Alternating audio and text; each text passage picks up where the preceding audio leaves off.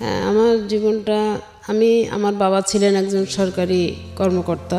আমার ছোটবেলাটা, আমার জন্মস্থান খুলনাতে, এবং আমি কিছুটা সময় খুলনাতেই মানুষ হই। এরপরে বাবার চাকরির সূত্রে আমরা যশোরে আসি। আচ্ছা। যশোরে আমার জীবনের বেশিরভাগ সময় কাটে এবং ওখানেই আমার বিয়েটা হয়। আচ্ছা। তখন আমি ক্লাস 8-এ পড়ি। আচ্ছা। ওই সময় আমার বিয়ে হয়। বিয়ের পরেও আমি পড়াশোনাটা করে যাচ্ছিলাম। ক্লাস 8-এ পড়া অবস্থায় বিয়ে দিল কেন আপনাকে? আপনার বাবার অবস্থা কি ভালো ছিল না? হ্যাঁ, বাবার অবস্থা ভালো ছিল, কিন্তু আসলে এখন তো বয়স হয়ে গেছে, তো কি বলবো, মানে তখন আর কি যেই বয়সটা আমার ছিল, তো যে কেউ দেখলে আর কি চোখে লাগতো মানুষের হয়তো। আচ্ছা আচ্ছা। তো আমার আব্বার এক ফ্রেন্ড, তার ভাইয়ের জন্যই সে আর কি আমাকে পছন্দ করে। তো আমার বাবা ওই সময় রাজি হয় না বিয়েটা দিতে, কিন্তু ধরেন সন্ধ্যা 7টার থেকে এই নিয়ে আমার বাবার সঙ্গে আর কি তর্কতর্কি হতে থাকে। আচ্ছা। যে এতটুকু মেয়ে আমি বিয়ে দিব না, আমার ফ্যামিলি থেকে এটা খারাপ চোখে দেখবে, বা আমার মেয়ে আমাকেও খারাপ বলবে, আমার মেয়েটাকেও খারাপ বলবে। আচ্ছা। তো এইভাবে আর কি করতে করতে অনেক, মানে রাত তখন ভোর 4টা বাজে, এই অবস্থায় চলতেছে। জি।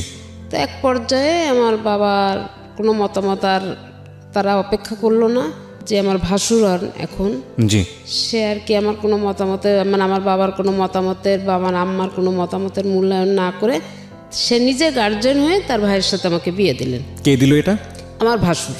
ভাসুর মানে এটা তো কিভাবে সম্ভব? কারণ আপনার বাবা মা যদি রাজি না থাকেন তাহলে? না, এখন আমার বাবা দেখতেছে যে আমি এদেরকে ঘর থেকে বেরও করতে পারছি না, আবার এদেরকে হ্যাঁ বলতে পারছি না, না বলতেছি শুনতেছে না, আমি এখন কি করব? মানে সে তো একা। আচ্ছা। হ্যাঁ, সে তো একা, সে তো কোনো কিছুই আর কি এটা মানে ডিসিশনও নিতে পারছে না, সময় চাচ্ছে সময়ও দিচ্ছে না। আচ্ছা। তো যাই হোক, একরকম জোরের পরে আর কি বিয়েটা হয়। ওকে। কিন্তু আমার এই ভাসুর যখন আমাকে, তখন আমরা আমি তাকে কাকা বলে ডাকতাম। আমাদের ফ্যামিলিতে সবাই তাকে বাবার বন্ধু হিসাবে আমরা তাকে শ্রদ্ধা করি। আর তার যে ভাইয়ের সঙ্গে আমার বিয়ে হয়েছিল, তাকে আমি কোনোদিনই দেখি নাই, আমাদের ফ্যামিলির কেউ তাকে কখনো দেখেনি। আচ্ছা। যাই হোক, বিয়েটা ওইভাবে হয়ে গেল। সে তখন খুলনাতে চাকরি করে। তো বিয়ে হয়ে যাওয়ার পরে সে আর কি খুলনাতে, আবার তখন ছুটি ছিল আপনার রবিবার থাকতো সাপ্তাহিক ছুটি। আচ্ছা। তো আবার বিয়েটা হলো রবিবারের দিনই, বিয়েটা হওয়ার পরে সোমবারের দিন সকালবেলায় সে আর কি খুলনাতে তার কর্মস্থলে চলে যায়। জি। এরপরে আর কি আমাদের সঙ্গে, তখন তো আর ফোন টোনের কোনো ব্যবস্থা ছিল না, তখন ওই চিঠিপত্রের মাধ্যমে যোগাযোগ। তো এইভাবে আর কি প্রায় 3 মাস পার হয়ে গেল। আমার বাবা আমাকে শ্বশুরবাড়িতে কিন্তু পাঠায়নি। জি। তো একটা সময় আমার শাশুড়ি খুব আফসোস করতে থাকে, আমার শ্বশুর ছিলেন না। শাশুড়ির অনেক আফসোসের পরে আমার বাবা আর কি আমাকে শ্বশুরবাড়িতে পাঠায়। আচ্ছা। শাশুড়িকে দেখার জন্যে। ওকে। তা আমি ওখানে যে 3-4 দিন থাকি, থাকার পরে আমি চলে আসি। আসার পরে আমার আব্বা আমার বললেন যে আমার মেয়ের ম্যাট্রিক পাসটা না করা পর্যন্ত আমি কিন্তু দিব না মেয়েকে। আচ্ছা। এখন তোমরা ইচ্ছা করলে রাখতে পারো, না পারলে না রাখতে পারো। তো যাই হোক, আমি ওইভাবে আর কি বাবার বাড়িতে পড়াশুনো থাকি এবং পড়াশুনো করি। একটা পর্যায়ে বিয়ের 1 বছর যখন হয়ে গেল, তখন আমার হাজব্যান্ড বলল কি, যাবা, ও তো এখানে পড়াশুনো করে, আমি ওখানে মেসে থাকি, আমার কষ্ট হয়, তো আমি ওখানে একটা বাসা নিয়ে থাকি। আচ্ছা। আর পড়াশুনো আমি ওকে করাবো, আপনার যখন ইচ্ছা, আর ওরও যদি আগ্রহ থাকে তাহলে অবশ্যই আমি ওকে লেখাপড়াটা করাবো। এটা আপনার হাজবেন্ড বললো? এটা আমার হাজবেন্ড বললো। কি নাম ছিল ওনার, ভদ্রলোকের? আমার হাজবেন্ডের নাম ছিল রবিউল ইসলাম। আচ্ছা, ওকে। তো সেইভাবে আর কি সে আমি বাসা নিল, বাসা নিয়ে আমাকে নিয়ে আসলো। নিয়ে আসার পরে আমি পড়াশুনো করতে থাকি। পরীক্ষার টাইমে আমি গিয়ে পরীক্ষাটা দিতাম খালি। জি। তো এই অবস্থায় চলতে থাকি। তখন আর কি আমি যখন ক্লাস 9 থেকে 10-এ উঠবো, 3-4 মাস আগে, তখন আমি কনসেপ্ট করি। ওকে। তো ওই অবস্থায় আর কি আমি খুব অসুস্থ থাকি। তো এই ট্রিটমেন্ট, আমার তখন ট্রিটমেন্টও চলে, পড়াশোনারও একটু সমস্যা হয়। লাস্টে প্রায় 5-6 মাস পর্যন্ত আমি প্রচণ্ড কষ্ট, মানে বলতে কি আমি 6টা মাস শুধু সেলাইনের উপরে ছিলাম। জি। খুবই কষ্ট করছে আর কি। তো যাই হোক, ওইভাবেই ক্লাস 10-এ উঠলাম, ফাইনাল পরীক্ষা দিয়ে ক্লাস 10-এ উঠলাম। ওঠার পরে টেস্ট সব পরীক্ষা দিলাম। এরপরে আমার বাচ্চা যখন হলো, তারপরে আমি পরীক্ষাটা দিলাম। তখন বাচ্চার বয়স আমার 2-2.5 মাস হবে, ছোট বাচ্চা। তো আমাদের সময় আবার 2 শিফটে পরীক্ষা হতো, বাংলা ইংলিশটা 2 শিফটে পরীক্ষা হতো। ছেলে হলো না মেয়ে হলো? ছেলে। ওকে। 2 শিফটে পরীক্ষা। তো আমি যখন ফার্স্ট আওয়ারে পরীক্ষা দিতাম, সেকেন্ড আওয়ারে 1 ঘন্টা টিফিন আওয়ার থাকতো। ওই সময় বাচ্চাটাকে নিয়ে আমার দেবর আর আমার বোন আমার কাছে নিয়ে যেত বাচ্চাটাকে। ও তখন বুকের দুধ খেত, আমি ওকে মানে বিষয়টা হচ্ছে সকালবেলা পরীক্ষা আর বিকেলবেলা পরীক্ষা, এর মাঝখানের সময়টা থেকে আপনি ব্রেস্ট ফিড করাতেন বাবুটাকে? হ্যাঁ ব্রেস্ট ফিড করাতাম। করানোর পরে তারপর ওকে খাইয়ে দিয়ে তারপরে আমি নিজে একটু টিফিন খেয়ে আবার সেকেন্ড টার্মের পরীক্ষা দিতে বসি, এসএসসি ফাইনাল পরীক্ষা। জি। তো যাই হোক, এইভাবে পড়াশোনার পরে আমি যখন ওই পরীক্ষা আমার যেদিনকে শুরু হলো সেদিনকেই আমার হাজব্যান্ড খুলনাতে বাড়িতে জায়গা কেনা ছিল, বাড়িতে কাজে হাত দিল। খুলনার কোথায় এটা? সোনাডাঙ্গা মেইন রোড, নিউ মার্কেটের কাছে। ওকে। তো বাড়িতে কাজে হাত দিল। আমি পরীক্ষা দিয়ে আমার ফাইনাল ম্যাট্রিক পরীক্ষা শেষ হওয়ার পরে আমি একবারে যে বাড়িতে উঠলাম। আচ্ছা। এবং বাচ্চাটা আমার ছোটবেলার থেকে ওখানেই মানুষ। ওকে। ওখানে পড়াশোনা। বাড়িতে মানে কি নিজ বাড়িতে? নিজের বাড়িতে। আচ্ছা। তো কত সালে আপনাদের এই বাড়িটা হলো আনুমানিক? আমার বাড়িটা হলো তখন হচ্ছে আপনার ইনকমপ্লিট অবস্থায় আমি উঠছি, কিন্তু এটা কমপ্লিট করতে 87 সাল লাগছে। ঠিক আছে, বলেন। তারপরে যাই হোক, আমি ওইভাবে পড়াশোনা করতেছি। আমি কোনো পড়াশোনা যখন করে আমি বাড়িতে উঠলাম, ছেলেটাকে নিয়ে আমারও অনেক কষ্ট হয়ে যাচ্ছে। তো আমার হাজব্যান্ড কাজের লোক রেখে দিল। সব কিছু আমার সাংসারিক দিক থেকে আমি কোনো কষ্ট আমাকে করতে দেয়নি। তো ছেলেটা যখন একটু 3.5 বছর বয়স হলো, তখন আমি ওকে, আমার পাশে একটা স্কুল আছে, মিশনারি স্কুল, আমি ওখানে ওকে ভর্তি করলাম। আচ্ছা। তো ওখানে ভর্তি করে ওকে দিয়ে আসতাম, নিয়ে আসতাম। তো এইভাবে একটা পর্যায়ে ও যখন ক্লাস 2-তে উঠলো, তখন ওখানে ক্লাস 2 ফাইনাল পরীক্ষা হয়ে গেল। ক্লাস 3-তে আমি ওকে খুলনা জেলা স্কুলে ভর্তি করি। টেস্ট দেওয়া হলো, টেস্টে অ্যালাউ হলো, তারপরে আমি ওকে ওখানে ভর্তি করি। আমাদের জীবনটা খুব ভালোই কাটতেছিল আমার হাজব্যান্ডকে নিয়ে। আমার তো অনেক সুখের একটা জীবন ছিল, যেটা আমি আসলে ভাষায় বলতে পারবো না। মানে আমার গায়ে একটু কোনো রকম একটু ব্যথা লাগলে মনে হতো যে তার জন্য কলিজাটা ছিঁড়ে গেল। খুব ভালোবাসতো আপনাকে? প্রচণ্ড ভালোবাসতো। তা ছেলে নিয়ে কষ্ট করতাম দেখে সে আমাকে 2টা কাজের লোক রেখে দিছে, একটা রান্না করার জন্য, একটা ঘরের কাজ করার জন্য। আর আমার একটা সিকিউরিটি গার্ড ছিল, তার ডিউটি ছিল আমার বাচ্চাটাকে বিকালে একটু ঘুরতে নিয়ে যাবে। নিউ মার্কেটের সাইডে, তো নিউ মার্কেটের আশেপাশে ঘুরতে নিয়ে যাবে। তো এইভাবেই আর কি বাচ্চাটাকে মানুষ করলাম, বড় করলাম। আমার লাইফের সব কিছুই এখন ও হয়ে গেল, আমার তো আর কিছু নাই। আর একটা জিনিস ছিল কি, আমার হাজব্যান্ডের একটা জিনিস, আমি ঘরে বসে থাকাটা সেও খুব পছন্দ করতো না। আচ্ছা। আমি একটু বাইরে, সে কোথাও গেলেই বলে কি, চলো না আমার সাথে ঘুরে এসো, চলো, ঘরে বসে বসে কি করবা, ঘরে বসে থাকলে চিন্তা করবা, এটা করবা, এটা করবা। আর ছেলে নিচে খেলা করতেছে, আচ্ছা করুক না, সিকিউরিটি আছে তো দেখতেছে। জি। তো এইভাবে আর কি আমাদের লাইফটা খুব ভালো, খুব সুন্দরভাবে আমাদের একটা জীবন কাটতেছিল। তা এর ভিতরে আমার হাজব্যান্ডের কিছু এদিক ওদিক ট্রান্সফার হলো, যেমন বরিশালে হলো, যশোরে হলো। আমার বাবা কিন্তু ওই সময় যশোরেই আছেন আর কি। যাই হোক, ছেলে ওইভাবে তো চলতেছে। আমি খুলনাতে থাকি, পরে উনি ট্রান্সফার নিয়ে ঢাকাতে চলে আসলেন 96 সালে। জি। তো ঢাকাতে উনি যখন চলে আসলেন, তখন আমি খুলনাতে থাকি। ছেলে তখন আমার এসএসসি পরীক্ষা দিল। আচ্ছা। এবং যশোর বোর্ডের ভিতরে সে 72 জন স্ট্যান্ড করছে, তার ভিতরে সে একজন। 72 জন তো স্ট্যান্ড করার কোনো সুযোগ নেই, কারণ আমি যদি 20 জন স্ট্যান্ড করে না, ওখানে গোল্ডেন সিস্টেম আসছে। তো গোল্ডেন সিস্টেম। কত সালের পরীক্ষার কথা বলছেন আপনি? আমি এটা বলছি আপনার 1 সালের কথা। 2001 সালে?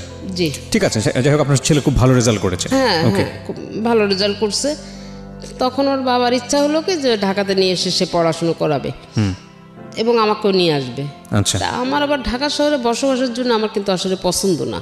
আমাদের খুলনাতে আমরা যতটা আরামে বসবাস করি বা আমরা যতটা ভালোভাবে থাকতে পারি, ঢাকার মানুষের জীবন আমার কাছে খুব কঠিন মনে হয়। এটা কি আপনি আগে থেকেই জানতেন নাকি আসার পরে? না, আমি আগে থেকেই জানতাম। যেহেতু আমার ভাই বোনরা আছে, আমি আসতাম, আসা যাওয়া করি। না, এটা আপনি একদম 100% সত্যি কথা বলেছেন। বিশেষ করে শহরতলি এলাকায় যারা বড় হয়েছে, তারা ঢাকা শহরে এসে মানিয়ে নেওয়া খুব কঠিন। এবং এটাও আবার সত্য যে 2, 4, 10, 15 বছর যখন ঢাকা শহরে মানুষ অভ্যস্ত হয়ে যায়, তখন ঢাকা শহরের মানুষ আবার অন্য জেলায় গিয়ে থাকা, সেটাও খুব কঠিন হয়ে যায়। হ্যাঁ। তো তখন আমার ওই হাজব্যান্ড যখন এখানে আসলো, তখন সে বললো কি, যে ছেলে তো ম্যাট্রিক পাস করছে, ভালো রেজাল্ট করছে, তো আমি তো ছিলাম না, তুমি তো সব কিছু করছো, আমার পক্ষ থেকে তোমার জন্য একটা ভালো গিফট থাকবে।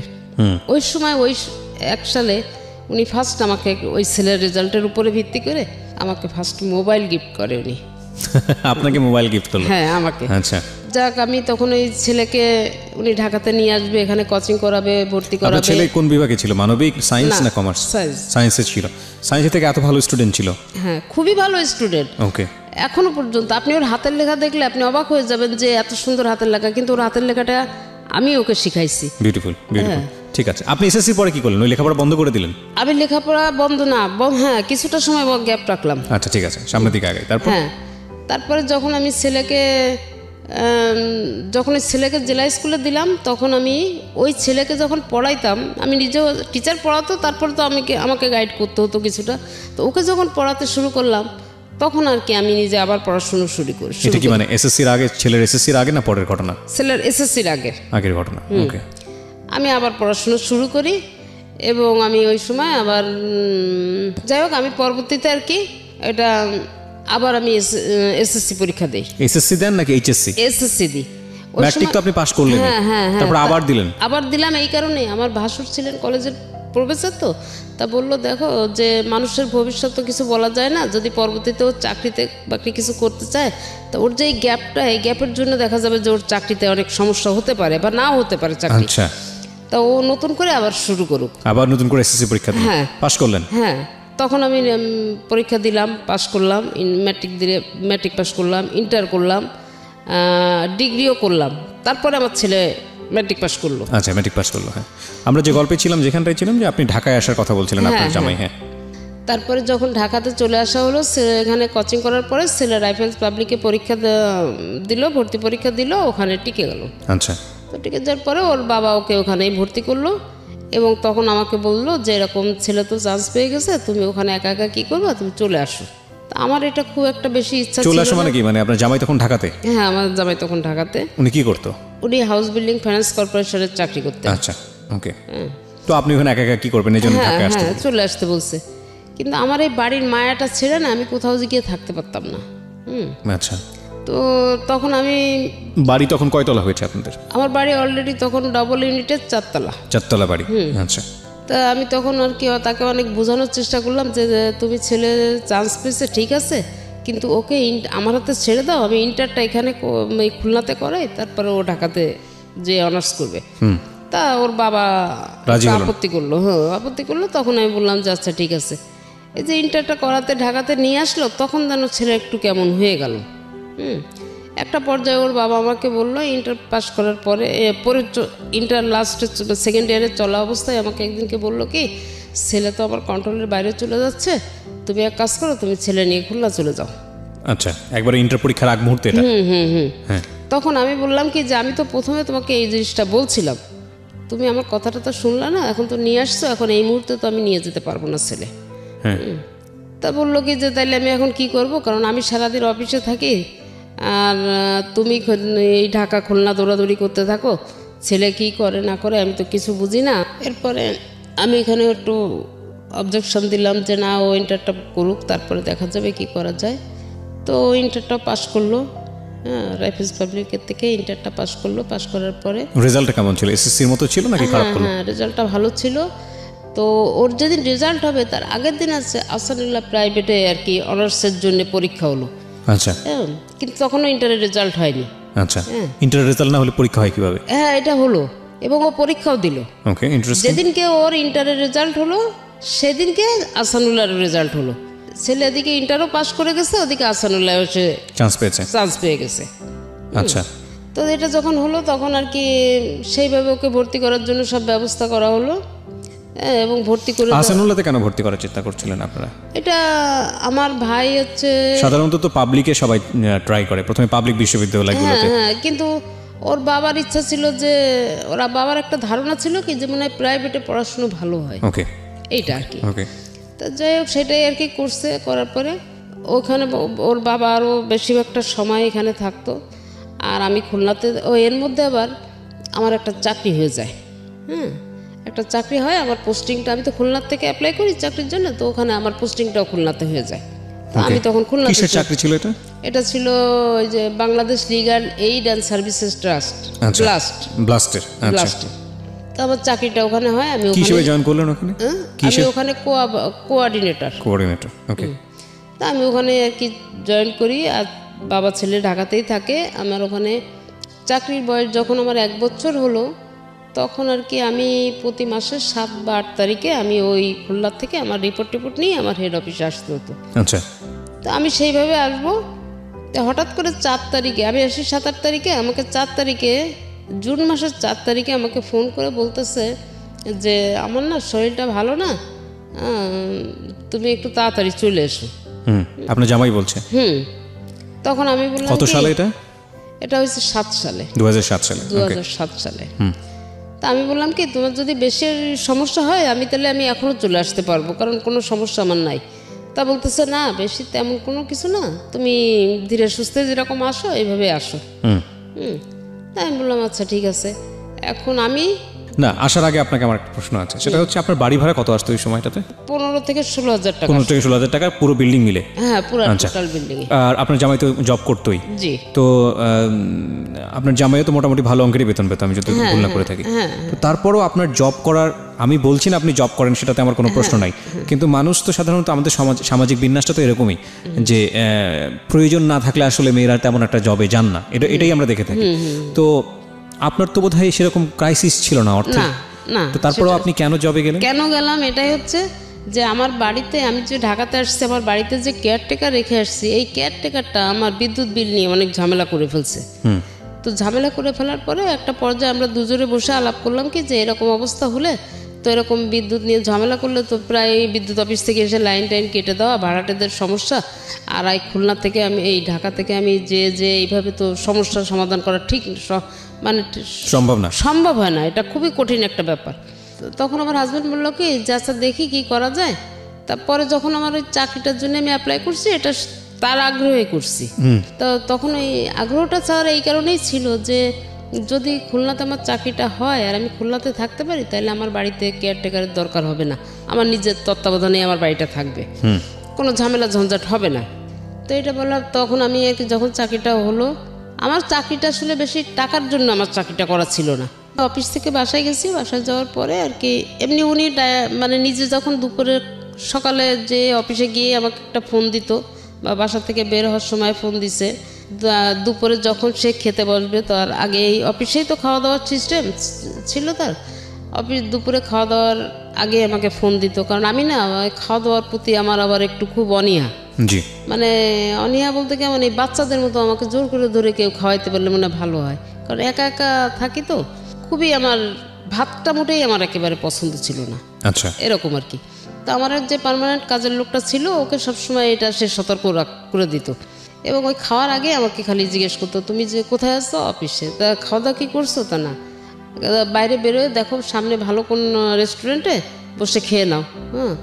আচ্ছা ঠিক আছে খাবো। আমি আরও বরং উল্টা রাগ করতাম তার উপরে, যে কি আমাকে কি ছোটো মানুষ পাইছো নাকি, তুমি এরকম করো কিসের জন্যে। এখন আমাকে বললো যে ঠিক আছে তোমার এখন আসার দরকার নেই, তুমি তাহলে 7 তারিখেই আসো।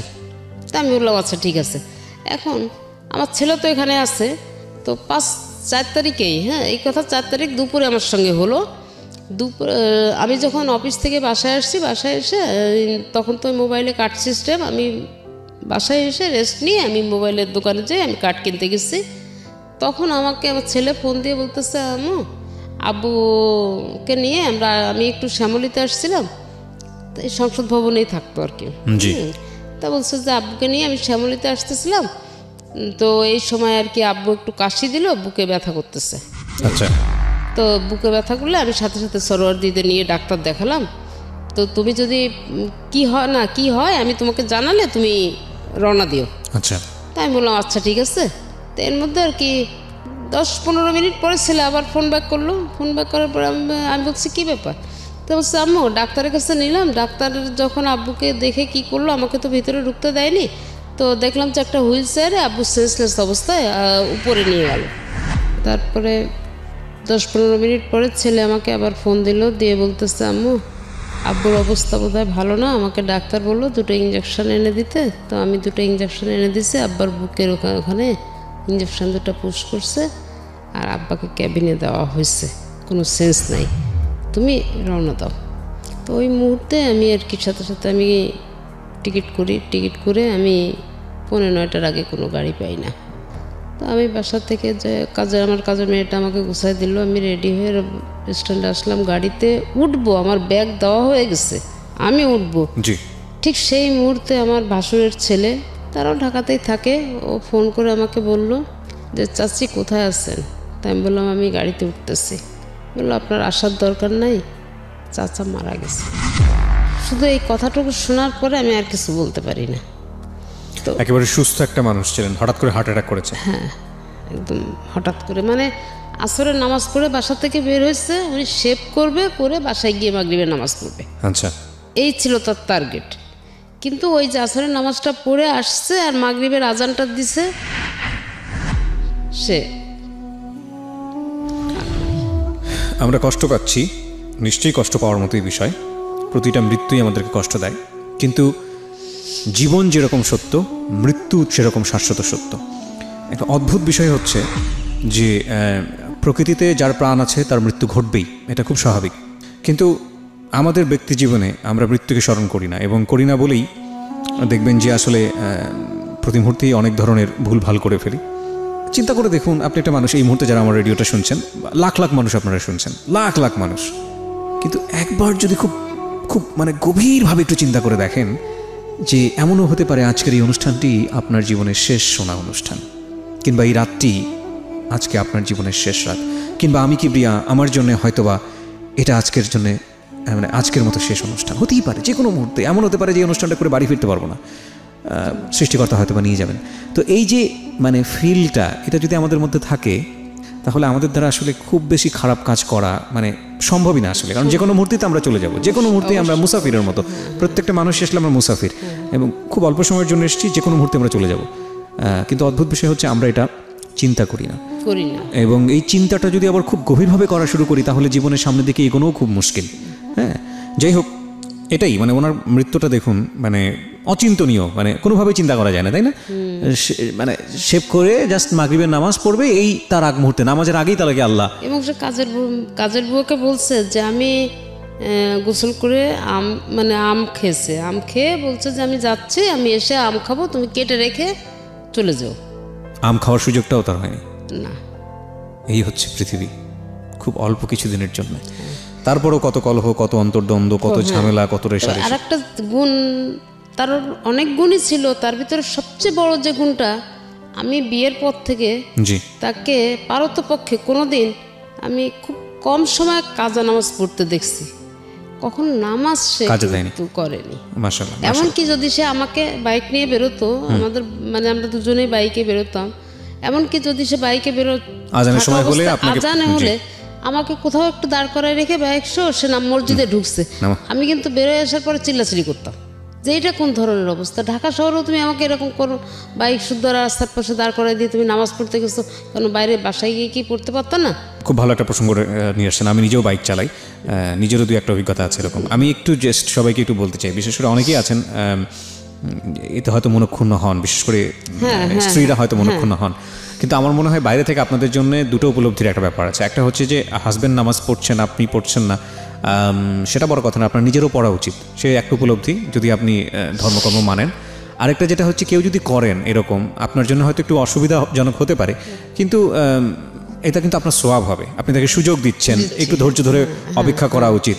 হ্যাঁ, সুতরাং আর যদি বেশি চাপ দেন, তাহলে ওই যে লোকটি নামাজ পড়তে যাচ্ছে, সে কিন্তু নামাজের মধ্যেও কনসেন্ট্রেট করতে পারবে না, ভাববে যে বাইরে কিনা কি হলো, বের হওয়ার পরে হয়তো বকাঝকা শুনতে হবে। এটা করা উচিত না, এটা গুনাহের ভাগীদার হয়ে যায় অনেকেই। তবে আরেকটা জিনিস তার ছিল, সে কোরআন শরীফ পড়তে পারতো না, আর আমি এটা পারি। জি। তো সে ওই যে আমপারা বলে, যেটা কোরআন শরীফ পড়ার আগে প্রথম যেটা আমাদের শেখার জন্য, ওই বইটা সে কিনে আমার কাছে অনেক সময় বসতো পড়তে। আচ্ছা। যখন একটু যুক্ত অক্ষর আসতো বা একটু কঠিন শব্দ আসতো, বলতো এটা বাদ দিয়েই পড়ি। হ্যাঁ, আচ্ছা। তো আমি বলতাম কি, তাহলে তো তোমার এই ওয়ার্ড মানে এটা তো ভুল হয়ে যাবে, অর্থটা তো ভুল হয়ে যাবে, ওইটা করলে তো হবে না, তোমাকে এটা পড়তে হবে। তো সে চেষ্টা করতো আর কি আমার কাছে বসে এটা পড়ার জন্য। কোরআন শরীফটা আসলে যারা পড়েন তারা তো বিশেষ সওয়াবের অধিকারী হন। আর আরেকটা বিষয় যেটা হচ্ছে, বুঝে পড়া উচিত, যেই পড়ছেন অবশ্যই এটা অবশ্যই বুঝে পড়া। আমাদের কিন্তু একটা রেওয়াজ আছে, আমরা দেখবো যে সকালবেলা উঠে সবাই কোরআন শরীফ তেলাওয়াত করছেন, তেলাওয়াতে তো একটা সওয়াব আছেন, কিন্তু যদি বুঝে পড়া যায় এবং সেটা যদি ব্যক্তি জীবনে আমল করে সেটা অনেক বেশি উপকারী। জি, তো আপনি যে প্রসঙ্গে ছিলেন যে আপনি যেটা বলছিলেন যে উনি মারা গেলেন হঠাৎ করে এবং আপনি তখন বাসে ওঠার আগ মুহূর্তে এই ঘটনাটা, এবং তারপরে আপনি জানেন না যে আপনার কি হয়েছে। না, সেন্সটা যখন ফিরলো তখন কি অবস্থায় দেখছেন? সেন্সটা যখন ফিরলো, এর মধ্যে সম্ভবত আমার যে ভাড়াটিয়ার আছে এদের সঙ্গে তো আমি খুবই ক্লোজ। জি। তো সম্ভবত আমার ছেলে বোধহয় ফোন করে তাদেরকে কিছু জানাই দিছিল। জি। তো আমি যখন ওইখানে ফোনে কথা বলতেছি তখন আমি দেখি যে আমার বিল্ডিংয়ের লোকজনগুলা সব 7টা ফ্যামিলি, তো 7টা ফ্যামিলি দেখি যে এরা সব রিক্সা ভরে আসতেছে, আমি ওদের দিকে তাকায় আছি আর ফোনে কথা বলতেছি। এরপরে আমি আর কিন্তু ওই খবরটা শোনার পরে আমি আর কিছু বলতে পারি না, আমার রাত থেকে ফোন টোন সব ছুটে গেল। তো যাই হোক, ওরা দেখি যে পরবর্তীতে যখন আমার সেন্স আসছে তখন আমি দেখি যে আমি আমার বাসাতে আমি খাটের উপরে আমাকে শোয়ায় রাখা হয়েছে। কত সালের ঘটনা এটা? এটা 7 সালের জুন মাসের 4 তারিখের। আচ্ছা, 2007 সালের জুন মাসে। তো ওইভাবে আর কি রাতটা ওখানে বাড়িতে আমার বাড়িতে আমি কাটাই। এদিকে আমার ভাই বোন যারা আছে তারা সবাই মিলে, ছেলে সহ ভাই বোন সবাই মিলে তার ডেড বডি গ্রামের বাড়ি আমার যশোরের শ্বশুর বাড়ি ওখানে নিয়ে যায়। আপনি কি ওই সময় যাননি? আমি রাতে যাইনি, আমি ভোরবেলা উঠে, মানে এরা তো ঢাকা থেকে লাশ নিয়ে যাবে, আমাকে ছেলে বললো কি তুমি ভোরে রওনা দিও। আচ্ছা। আর ওর ফ্রেন্ডদেরকে বলে রাখছে যে এরকম তোরা মাইক্রো ভাড়া করে আম্মুকে গাড়িতে উঠাই দিস, আর সাথে কে কে আসতে চায় তাদেরকে দিয়ে মোটামুটি গাড়িটা রওনা করে দিস, আমি এখান থেকে আম্মুকে নামাই নিব। জি। তো সেইভাবে আমরা। আপনার ছেলে তখন কিসে পড়ছে? হাসানুল্লাহতে? হ্যাঁ হ্যাঁ। আচ্ছা। তো তখন আর কি আমি চলে আমার মা, আম্মা, আমি এবং আমার ওখানে আশেপাশে আরও এক অফিস কলিগ 5 জন আছে, তারা ভাড়াটিয়া সবাই মিলে মোটামুটি 2টা মাইক্রো নিয়ে আমরা বাড়িতে আসি, যশোরে আসি। জি। আসার পরে আমি যখন বাড়িতে আসি ওই গাড়িতেই আমি সেন্সলেস হয়ে যাই আর কি। যখন আমাদের বাড়ির রোডটা ঢুকে না তখনই আমি সেন্সলেস। তো ওই অবস্থায় আমাকে বাড়িতে ঢুকানোর পরে কিভাবে কি করছে না করছে আমি জানি না। তো যখন আমার সেন্স আসলো আমাকে ধরে নিয়ে আমাদের উঠানের ভিতরে নিয়ে গেল, দেখলাম আমার হাজবেন্ডকে তখন গোসল করাচ্ছে। আমাকে পাশে একটা চেয়ার দিল, আমি বসলাম, তাকে গোসল করাচ্ছে, কিন্তু আমি কোনো কথা বলতে পারছিলাম না। তো গোসল করানোর হয়ে গেল, কাপড় টাপড় আমার সামনেই কাপড় টাপড় পরালো, সব কিছুই করলো। এরপরে তাকে যখন তার লাশটা নিয়ে ওখান থেকে সরাই নিল, নিয়ে মসজিদের কাছে রাখলো, আমাদের পারিবারিক মসজিদ, পারিবারিক গোরস্থান। তো মসজিদের কাছে যখন রাখছে তখন প্রচণ্ড একটা ঝড় আসলো, কোনো বৃষ্টি না, এত পরিমাণ একটা বাতাস আসলো যে কেমন যেন তোলপাড় হয়ে গেল, মানে 2-5 মিনিটের ভিতরে। তখন এই খাটিয়াটাকে মসজিদের ভিতরে নিয়ে রাখছে। তারপরে যখন ঝড়টা কমলো তখন তাকে বাইরে নিয়ে আসা হলো জানাজার জন্যে। তা আমাকে নাকি ওখানে নিয়ে গেছিল তাকে দেখানোর জন্যে, কিন্তু আমি দেখতে পারি নাই, মানে আমার সেন্স ছিল না। বুঝতে পেরেছি, মানে আমি দেখতে পারি নাই। তো ওই অবস্থায় আমাকে ওখানে একটু রাখলো, কিছুক্ষণ পরে আমাকে আবার ঘরে নিয়ে আসা হলো, পরে জানাজা হলো, মাটি হলো, সব কিছুই হয়ে গেল। এরপরে 3 দিন পরে আমি বাড়িতে সব মিলাটিলাত দিয়ে আমরা সুস্থভাবে আমি খুলনাতে আবার ফিরে আসি। যেদিন আমি খুলনাতে ফিরে আসি ওই দিনকে রাতে আমার ফিরে আসার ব্রেন স্ট্রোক না, মাইন্ড স্ট্রোক করে। আচ্ছা, মাইল্ড স্ট্রোক, যেটাই হোক না ব্রেন ছিল। হ্যাঁ, স্ট্রোক করে। তো রাত 12টার পরে ঘটনা ঘটে। তো আমার একটা ভাড়াটিয়া ছিল অল্প বয়সী, তো ছেলেটা ও আবার আমাদের ওখানের একটা ক্লিনিকের চাকরি করে। জি। ও তাড়াতাড়ি করলো কি, ওইটা হচ্ছে গিয়ে অ্যাম্বুলেন্স খবর দিল, দিয়ে আমাকে সাথে সাথে ওই হার্টের একটা ডাক্তার ওনার ক্লিনিকে নিয়ে গেল। জি। নিয়ে ওখানে 2 দিন রাখা হলো। রাখার পরে আমি যখন একটু সুস্থ হয়ে কথা বলতে পারছি তখন খালি একটা কথাই বললাম যে আমাকে বাসায় নিয়ে চলো, আমি এখানে থাকবো না, আমাকে বাসায় নিয়ে চলো। মানে আমি বাসায় আসার জন্য খুব অস্থির। জি। তখন আমাকে বাসায় নিয়ে আসলো। এই আস্তে আস্তে আস্তে আস্তে আমি চাকরিটাও ছেড়ে দিলাম। আমি কিন্তু ওই মুহূর্তেই চাকরিটা ছেড়ে দিলাম। চাকরিটা ছেড়ে দিয়ে আমি ওইভাবেই আসি। মানে আমি যেন কেমন একটা হয়ে যাচ্ছি তখন থেকে। আচ্ছা, আমার ভিতরে আস্তে আস্তে পরিবর্তনটা আসতে শুরু করে, এবং পরিবর্তনটা আস্তে আস্তে তখন আমি দেখি কি যে আমার ছেলেটাও যেন কেমন হয়ে যাচ্ছে। তখন চিন্তা করলাম যে আমি তো গেলাম, ছেলেটাও নষ্ট হয়ে যাচ্ছে, নষ্ট হয়ে যাবে। এইভাবে ঘরের ভিতরে সারাদিন দরজা আটকাই দিয়ে যে খাওয়া নেই দাওয়া নেই পড়ে আসছে খুলনাতেই। তা আমার আম্মাকে বললাম যে মা তুমি আসো আমার কাছে, নাহলে তো আমি পাচ্ছি না। তা আম্মা আমার কাছে অনেক দিন ছিল আর কি। তো থাকার পরে যাই হোক ওই রান্নাবান্না করতো বা ছেলেটাকে একটু খাওয়াইতো, আমাকে ওরকম খাওয়ার কথা বললে আমি চিলাচিলি করে উঠতাম। তো এইভাবে আর কি আপনাদের মোটামুটি যাচ্ছে। তখন আর কি ওই যে আমার 3 তলা ভাড়াটে আছে, জি, এই হচ্ছে ওই 3 তলাতে থাকে। তখন আর কি ওই ছেলের ওই অবস্থা দেখে আমাকে একদিনকে বলতেছে, আচ্ছা ছেলেটা এই অবস্থা, ছেলেটার তো আসলে পাগল টাগল হয়ে যাবে, তা ওকে একটা কাজ কামে তো দিতে পারতেন। তাই আমি বললাম ভাই আমার এখন ওই ধরনের মন মানসিকতা নাই যে আমি ওকে কাজে দিব, এখন আমি নিজেই চলতে পারছি না, তো আর একটু সুস্থ হই তারপরে দেখি চিন্তা ভাবনা করবো। আচ্ছা, তখন ওই মুহূর্তে উনি বলতেছে আমার অফিসের ম্যানেজারটা চলে গেছে, তা আমার অফিসে কেউ একটু কাজ করবে। তাই আমি বললাম যে ঠিক আছে আপনি ওর সাথে একটু কথা বলেন। তখন আর কি ওকে ডাক দিলাম, ও আসার পরে ওর সঙ্গে কথা বললো। তো ও বললো ঠিক আছে কাকু, আমি আপনার অফিসের যে কয়দিনের সমস্যা আমি করে দেই। না কিন্তু ওর তো লেখাপড়া করার কথা তখন, কিন্তু ও লেখাপড়া ছেড়ে দিল, বাবার মৃত্যুর পর লেখাপড়া ছেড়ে দিল। এটা তো একবারেই মানে আমার কাছে বেমানান ঠেকছে। এত ভালো স্টুডেন্ট হঠাৎ করে লেখাপড়া কেন ছেড়ে দেবে? তখন আমি ওই তো এই যে কাজের ভিতরে তখন আমি ওকে বুঝাতে লাগলাম যে তুমি না আর যাই করো তুমি লেখাপড়াটা করো। তো অনেক ওই গ্যাপ দিল, মানে একটু গ্যাপ গেল, গ্যাপ যাওয়ার পরে অনেক বুঝাতে তখন ও আবার আমাকে উল্টা বুঝাতে লাগলো। কি বুঝাতো? সবাই দেখে দিয়ে সব কিছু হয় না, হ্যাঁ আমার পড়াশুনো করতে এখন আর ভালো লাগে না, একটা সময় ভালো লাগছে এখন ভালো লাগে না, তুমি কেন আমাকে জোর করো, হ্যাঁ আচ্ছা দেখবো, তুমি বলতেছো যখন আমি চিন্তা করে দেখবোই করবো। পরে যাই হোক এইভাবে আর কি মোটামুটি অনেক কষ্ট করে আমি অনেক চাপের মুখে রেখে ভালোবেসে বুকে ঝুঁকে আদর যত্ন যাই করার করে টরে মোটামুটি অনার্সটা করাই দিলাম। ওকে, অনার্সটা করলাম, করার পরে এখন ওই অফিসে কাজে গেল না, ওখান থেকে আর কি কাজকাম করতো, কি টাকা পয়সা পাইতো না পাইতো এটা কখনো আমার কাছে বলতো না, দিত না। আর আমি এটা জিজ্ঞাসা করলে বলতো কি যে জাস্ট ম্যানেজার নাই, আমি একটু কাজ করে দিচ্ছি, সে কিছু দিল না দিল আম্মু এটা নিয়ে তোমার কোনো টেনশন করার দরকার নেই। ওকে, তাই বললাম আচ্ছা ঠিক আছে। তো কাজ করতে করতে একটা পর্যায়ে সে ছেলেকে কি দিয়ে কি পরামর্শ করলো আমি জানি না, তখন হচ্ছে যে আপনার 9 সালের লাস্টের দিকে। ওকে, তখন আর কি ছেলেকে কি দিয়ে কি পরামর্শ দিল, তখন ছেলে আমাকে বলতে লাগলো যে আমি বাড়িটা ভাগ করে নিব।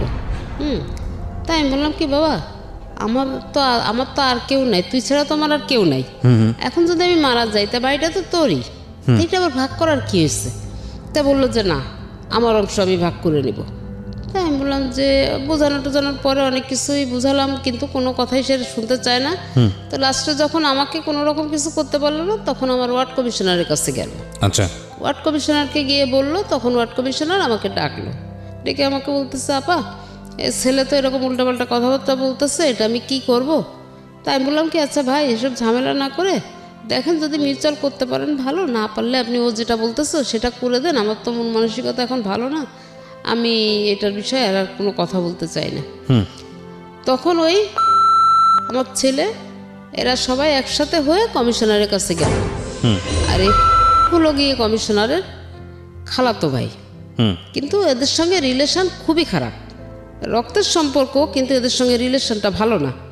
তো এরা আবার ঠিক করলো কি যে দোতলাতে আমরা তো থাকি, ছেলে থাকে এক ফ্ল্যাটে, আমি থাকি আর এক ফ্ল্যাটে, জি মানে পুরাটাই আমাদের, দোতলা পুরাটাই আমাদের, কিন্তু ওইটাকে এখন ওই দোতলাটা বাদ দিলে নিচতলার 2টা ফ্ল্যাট হচ্ছে আমাকে দিল, আর 3 তলার 2টা ফ্ল্যাট, 4 তলার 2টা ফ্ল্যাট দিল হচ্ছে ছেলেকে, জি ছেলের চলাফেরা খাওয়া দাওয়ার জন্য, আর আমাকে দিল আমার খাওয়া দাওয়ার জন্য, আমাকে 2টা ফ্ল্যাট দেওয়া হলো। ওকে, তো আমি সেইভাবে আছি, কোনো কিছু না, কোনো ঝামেলা ঝঞ্ঝাট আর করতেছি না, চুপচাপ আছি। তো একটা পর্যায়ে আর কি ছেলে একটা ডিট করলো আপনার সঙ্গে? আমার সঙ্গে না, আমার ভাড়াটেদের সঙ্গে ডিট করতে গেছে, মানে এটা থেকে আর কি এগুলা করাচ্ছে। বলছে কি যে তোর মা বিয়ে শাদী করবে, চলে যাবে, তারপরে সেই লোক নিয়ে এসেই বাড়ি দখল দিবে, তোর কপালে মানে অনেক ভোগ আছে, তুই এইটা একটা ডিলিট করে রাখ। পরবর্তীতে যাতে তুই না বিপদে পড়িস। দেখেন আমরা ভাড়া নিচ্ছি তো ভাইয়া, আমরা তো ভাড়া নিলাম আন্টির কাছ থেকে, আপনাকে কেন টাকা দিব? তো যদি আপনাকে টাকা দিতে হয় তাহলে আপনি আন্টিকে একটু ডেকে নিয়ে আসেন, ওকে, উনি বললে আমরা আপনাকে দিব। ওকে। তো এইভাবে আর কি আমি ওখানে গেলাম। যাওয়ার পরে শোনার পরে আমি বললাম কি আচ্ছা ঠিক আছে তোমরা চুপ করো, দেখি আমি ওর সঙ্গে কথা বলে দেখি কি হয়েছে। তো আমি একটা পর্যায়ে ও যখন ঘরে আসে সেই সময় আমি কাছে আমি যে বলতেছি কি আচ্ছা ভাই কি হয়েছে, কি উল্টাপাল্টা করতেছে কেন? আপনারা তো কমিশনারের মাধ্যম দিয়ে সব কিছু সেটেল করে নিয়ে আসছে, তো এখন এটা নিয়ে আবার কেন ঝামেলা করতেছে?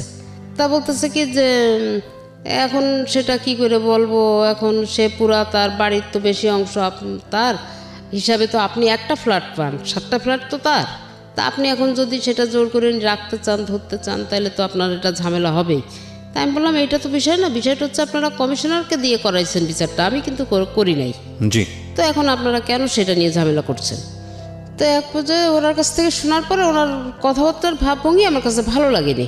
না লাগাতে আমি এসে ছেলের ঘরে ঢুকলাম। ঢুকে আমি ছেলেকে বললাম যে আচ্ছা তোর কি সমস্যা বলতো আমাকে, তোর যদি কোনো সমস্যা থাকে সেটা তুই আমার সাথে বল, কিন্তু কেন তুই ভাড়াটাদের কাছে গিয়ে এ সমস্ত বলে নিজেকে ছোট করতেছিস? জি। তো বলার সাথে সাথে ও আমাকে আমাকে একদম ডাইরেক্ট একদম এইভাবে ওরকম খাটে বসা, আমি এরকম দাঁড়ানোর সামনে, তো এই কথাটা বলার সাথে সাথে আমাকে বলতেছে কি তুই আমার ঘরে ঢুকছিস কী জন্যে, তুই আমার ঘর থেকে বের হ। তাই আমি বললাম কি হ্যাঁ আমি তোর ঘরে থাকতে আসিনি, আমি তোর ঘর থেকে বের হব, কিন্তু আমার প্রশ্নটার উত্তর দিয়ে দে, আমি চলে যাচ্ছি। তা বলতেছে আমি যদি তোর প্রশ্নের উত্তর না দিই তুই আমার কী করবি? তাই আমি বললাম এইটা কোন ধরনের কথা, তোকে লেখাপড়া শিখাইছি, তোকে শিক্ষিত করছি, তোর মুখ থেকে এরকম ভাষা তো আমি কখনো আশা করি নাই। তুই জন্মের পর থেকে তোর সোনার চামচ মুখে নিয়ে তুই জন্ম নিচ্ছিস এক কথা বলতে গেলে, আজকে তুই কী ধরনের ভাষা ব্যবহার করতেছিস হ্যাঁ আমার সাথে? তো এই কথা বলার সাথে বলতেছে কি তোর কাছে কি আমাকে কৈফিয়ত দিতে হবে নাকি? তো বলে আমাকে গলাটা ধরে একটা ধাক্কা দিয়ে একটা ঘরের ভিতরে ওই ফার্নিচারের ফাঁকা একটা চিপার মতন ওইটার ভিতরে ফেলে দিছে। ও কি বলেন? মানে এই ফার্স্ট আমার গায়ে হাত দিল, আমার গলাটা ধরে একটা এইভাবে ধাক্কা দিল, আর আমি একটা চিপার মধ্যে ঢুকে গেলাম। মানে যেখানে একটা ড্রেসিং টেবিল, একটা রিডিং টেবিল, মাঝখানে হ্যাঁ এতটুকু ফাঁকা, এর মধ্যে পড়ে গেলাম। পড়ে যাওয়ার পরে আমি আর উঠতে পারছি না ওখান থেকে। তো যাই হোক অনেক কষ্ট করে আমি খুব চেষ্টা করে আমি আর কি উঠলাম ওখান থেকে। ওঠার পরে আমি উঠে ওকে ঠাস করে একটা চড় লাগাই দিলাম। চড় দেওয়ার পরে ও কী করলো, আমার হাতে আমার এই বা হাতটা স্পন্ডালাইসিসের সমস্যা আছে, তো আমার হাতটাকে মোড়ায়ে ধরে আমাকে ফ্লোরে ফেলাই দিল চিৎ করে, একদম পুরা চিৎ করে ফেলে দিয়ে আমার এই 2টা পা এক জায়গায় করে ও একটা পা দিয়ে চেপে ধরছে, আমার পাটা চেপে ধরছে, আর একটা হাত দিয়ে আমার হাত ধরছে আর একটা হাত আমার এই জায়গাটায়। ওহো, মানে আমার জীব অলরেডি বের হয়ে গেছে, মানে আমার মনে হচ্ছে কি এই মুহূর্তে আমি শেষ। এখন আমি যে কোনো রকম নিজেকে ওর কাছ থেকে ছাড়াই নিব, আমি এরকম কোনো সুযোগ পাচ্ছি না।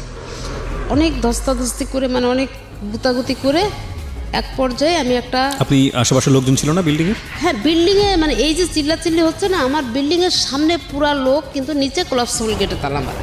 আচ্ছা। সিঁড়ির ভিতরে দাঁড়ায় এগুলো দেখতেছে এবং বউ দেখতেছে, কিন্তু কোনো কথা নেই তাদের। আর বিল্ডিংয়ের লোকজন ওই একটু ডেয়ারিং টাইপের লোক। মানে সত্যি কথা বলতে একদম আমি ক্লিয়ার যেটা বলবো সেটা হচ্ছে একটা সন্ত্রাসী। খুলনা শহরে সন্ত্রাসীদের ভিতরে সে একজন, এর পাল্লায় পড়ছে এই ছেলে। ওকে। তো যাই হোক আমি এখন ওইখান থেকে তো কোনো রকম তো ওকে লাথি মানে অনেক চেষ্টা করে মোটামুটি একটু উঠলাম। তো আমি ওখান থেকে কোনো রকম ওকে ধাক্কাধাক্কি দিয়ে মানে একটু ছাড়াই আমি উঠলাম। ওঠার পরে ও আমার হাত 2টা মোড়ায় পিছনে নিয়ে গেল, নিয়ে আমাকে ওর ঘরের থেকে আবার পিছনে ঘাড়ে হাত দিয়ে ধাক্কা দিতে দিতে ওর ঘর থেকে বারান্দায় বের করে নিয়ে আসছে। নিয়ে এসে আমার এখানে একটা ঘুষি মারছে, চোখের মাঝখানে। হ্যাঁ ঠিক এই জায়গাটা একটা ঘুষি দেওয়ার সাথে সাথে আমার যে নাক দিয়ে রক্ত পড়তেছে না, মুখ দিয়ে পড়তেছে না, চোখ দিয়ে পড়তেছে, আমি কিছু বলতে পারবো না। লোকজন রাস্তায় সব জমা হয়ে আছে, সবাই দেখতেছে। মানে সে দৃশ্য, মানে আমি সেই মুহূর্তে আমার খুব মানে অবস্থা খুবই খারাপ ছিল, কিন্তু আজকে না এসব কথা বলতে আমার চোখে কখনো পানি আসে না। এক্স্যাক্টলি, আমি সেটাই চিন্তা করছিলাম যে আপনার পানি আসে না। আমার চোখে পানি আসছে না। আমি মাফ করবেন, আমি একটু ইন্টারাপ্ট করছি আপনাকে। পৃথিবীর সবচাইতে দুর্ভাগা সন্তানের কথা আমি এই মুহূর্তে শুনছি। আমার শুধু এতটুকুই বলার আছে। আমি ডেফিনেটলি শিওর যে হয়তো আপনি অনুষ্ঠানটা শুনছেন। আপনি ধরেন আপনার মা যেটা বলে গেল সে অপরাধগুলো করেননি, কিন্তু ধরেন আপনি আপনার জায়গা থেকে অনেক কিছু বলার আছে, আপনার মা অনেক অপরাধ করেছে আপনার সাথে। আপনি যদি ধর্ম মানেন, ধর্ম তো একটা আছেই, যদি সামাজিকতা মানেন, যদি এথিক্স মানেন, যদি কিছুই না মানেন, শুধু মানবিকতা মানেন, হ্যাঁ, তাহলেও আমি বলবো যে সবচেয়ে অভাগা হচ্ছেন আপনি। যার পেটে বড় হয়েছেন, দুনিয়ার মুখ দেখেছেন যার জন্য, যা রক্ত মাংস খেয়ে বড় হয়েছেন, যে আপনাকে কষ্ট করে বড় করেছে, সে যদি সারা জীবনও আপনাকে পেটাতো, এটা আপনার জন্য আশীর্বাদ। তার গায়ে হাত তুলেছেন মানে হচ্ছে আপনার নাই, আপনার আর কিছু নাই, আপনার না আছে ইহকাল, না আছে পরকাল, আপনি তো ওখানেই শেষ। মানে কত বড় পাপী যে আপনি। আপনার মা এই কথা বলছে এখানে এই অনুষ্ঠানে এসে, লাখ লাখ মানুষ সাক্ষী হয়ে যাচ্ছে আজকের এই অনুষ্ঠানে। আল্লাহ আপনাকে মাফ করুক, আমি জানি না মাফ করবে কিনা, মাফ করা উচিত কিনা। যে মানুষের, আপনি লেখাপড়া করেছেন, আপনি শিক্ষিত একজন মানুষ, এসএসসি ইন্টার পর্যন্ত পড়াশোনা করেছেন, হ্যাঁ, আপনার অনার্সটাও শুনলাম পড়াশোনা করেছেন আপনি। ধরেন আপনার মা অপরাধী, আপনার দিক থেকে ভয়াবহ রকমের অপরাধী, হোক সে অপরাধী, কিন্তু ওই যে একটা কথা আছে না যে এক ধার দুধের দাম শোধ করা যায় না সারা জীবন গায়ের চামড়া করে দিলে। আপনি যা করেছেন সেটা মুখে আনার মতো নয়। এখন থেকে শুরু করে যদি সারা রাত ধরে আপনার এগেনিস্ট আমি বলি এই অনুষ্ঠানে, যদি শেষ না হয় এই অনুষ্ঠান, আমার মনে হয় আমি বলে শেষ করতে পারবো না যে আপনি কত বড় অপরাধ করেছেন, ভয়ানক রকমের অপরাধী। আমি এই উপলব্ধিটা আপনার মৃত্যুর আগে আসা উচিত, অবশ্যই আসা উচিত। এবং আমি জানি না আপনি বাবা কি না, গল্প সামনের দিকে এগুলো বুঝতে পারবেন যে সন্তানের হাতে যদি কখনো মার খান, এর চাইতে কষ্টকর, এর চেয়ে জাহান্নাম ভালো। মানে এই ভদ্রমহিলার জীবনে কত বড় পাপ করেছিল জানি না, যে কারণে এই ভদ্রমহিলাকে এরকম একটা টাইম ফেস করতে হয়েছে। আজকের এই অনুষ্ঠান যারা শুনছেন, ওনাদের লাইফে তো ঘটনা একটা ঘটে গেছে, কারো লাইফে যাতে না ঘটে। হ্যাঁ, আমি এরকম অনেক গল্প পেয়েছি। আমি একটা সময় একটা রেডিওতে একটা অনুষ্ঠান করতাম, অনুষ্ঠানের নামটা আমি মেনশন করবো না, সেটা এইখানকার রেডিও অনুষ্ঠানের এথিক্স থেকে যায় না। সেখানে আমি পেয়েছিলাম যে সন্তান হয়ে বাবাকে খুন করেছে। সেটার পিছনে একটা ভয়াবহ রকমের লজিক ছিল। কিশোর অপরাধী ছিল সে, কিশোর অপরাধী। মনে হয় যদি ভুল না করে থাকি সাগর অথবা সম্রাট কিছু একটা নাম হবে। এবং আপনি তার পুরো গল্পটা শুনলে বিশ্বাস করতে পারবেন না যে বাবা কত বড় অপরাধ করতে পারে সন্তানের ক্ষেত্রে। তবুও কি মানা যায় যে একজন সন্তান হয়ে বাবাকে খুন করতে পারে? কখনোই মানা যায় না। তো ওই অবস্থায় আমাকে দুইটা গেট, তো এই সাইড একটা গেট, এই সাইড একটা গেট, মাঝখানে সিঁড়ির স্পেসটা। তো তখন আর কি ঘুষিটা মারার পরে আমি পড়ে যাই।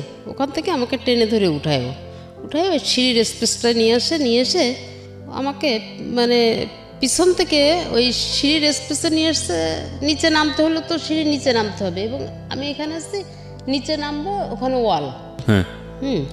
আমি যখন সিঁড়ি থেকে মানে সিঁড়ির স্পেস আমার যখন নিয়ে আসছে, আমি কিন্তু অতটা অনুভব করি নাই। আমি কিন্তু অনুভব করতেছি আমার পরিস্থিতিটা কি। তো যখন আমি ওখানে আসার পরে ও একটা ধাক্কা দিছে যে ওই ওয়ালটাতে গিয়ে আমি বাড়ি খাবো এবং ওখানে আমি শেষ হয়ে যাব। এইভাবে আমার পিছন থেকে একটা ধাক্কা দিল ছেলেটা।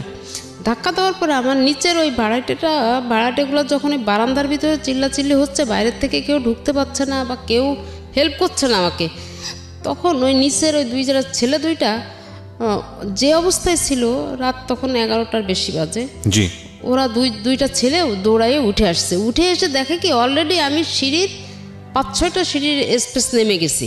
মানে আর মনে হয় 1-2 সেকেন্ডের মধ্যে আমি ওয়ালে বাড়ি খাবো। আচ্ছা, ওই অবস্থায় আটকেছে। ওই অবস্থায় ওরা দুইজনে এসে আমাকে ধরে বসছে।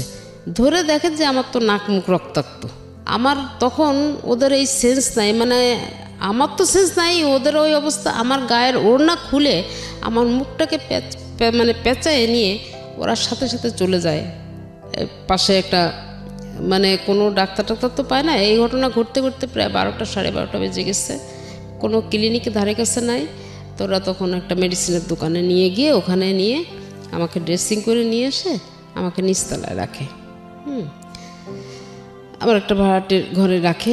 তো এই যখন আপনি ড্রেসিং করালেন কারো কাছ থেকে, কোনো হাসপাতালে করেছিলেন নাকি কোনো ফার্মেসিতে? না, ফার্মেসিতে। সাধারণত এরকম ঘটনা ঘটলে please go to a hospital, সরকারি হাসপাতালে যাবেন। সরকারি হাসপাতালগুলোতে আমি যত জানি 1 স্টপ সার্ভিস আছে, এবং ওখানে গিয়ে আপনারা একটা মেডিকেল সার্টিফিকেট নিয়ে নেবেন যে আপনাকে ফিজিক্যালি অ্যাসাল্ট করা হয়েছে। আমি বিশেষ করে বাবা মার শুধু না, যে কারো ক্ষেত্রে আমি বলছি, সরকারি হাসপাতালে গেলে আপনাদেরকে এরকম একটা সার্টিফিকেট দেওয়া হবে যে আপনাকে ফিজিক্যালি অ্যাসাল্ট করা হয়েছে। কে করেছে আপনি চাইলে নামটা ওখানে মেনশন করতে পারেন। পরবর্তীতে আপনি যদি কোনো আইনি অ্যাকশন নেন, আপনার এই কাগজটা অবশ্যই লাগবে এবং এটার ভিত্তিতেই হবে, নইলে আসলে পরবর্তীতে আর কোনো কাজে লাগে না এগুলো।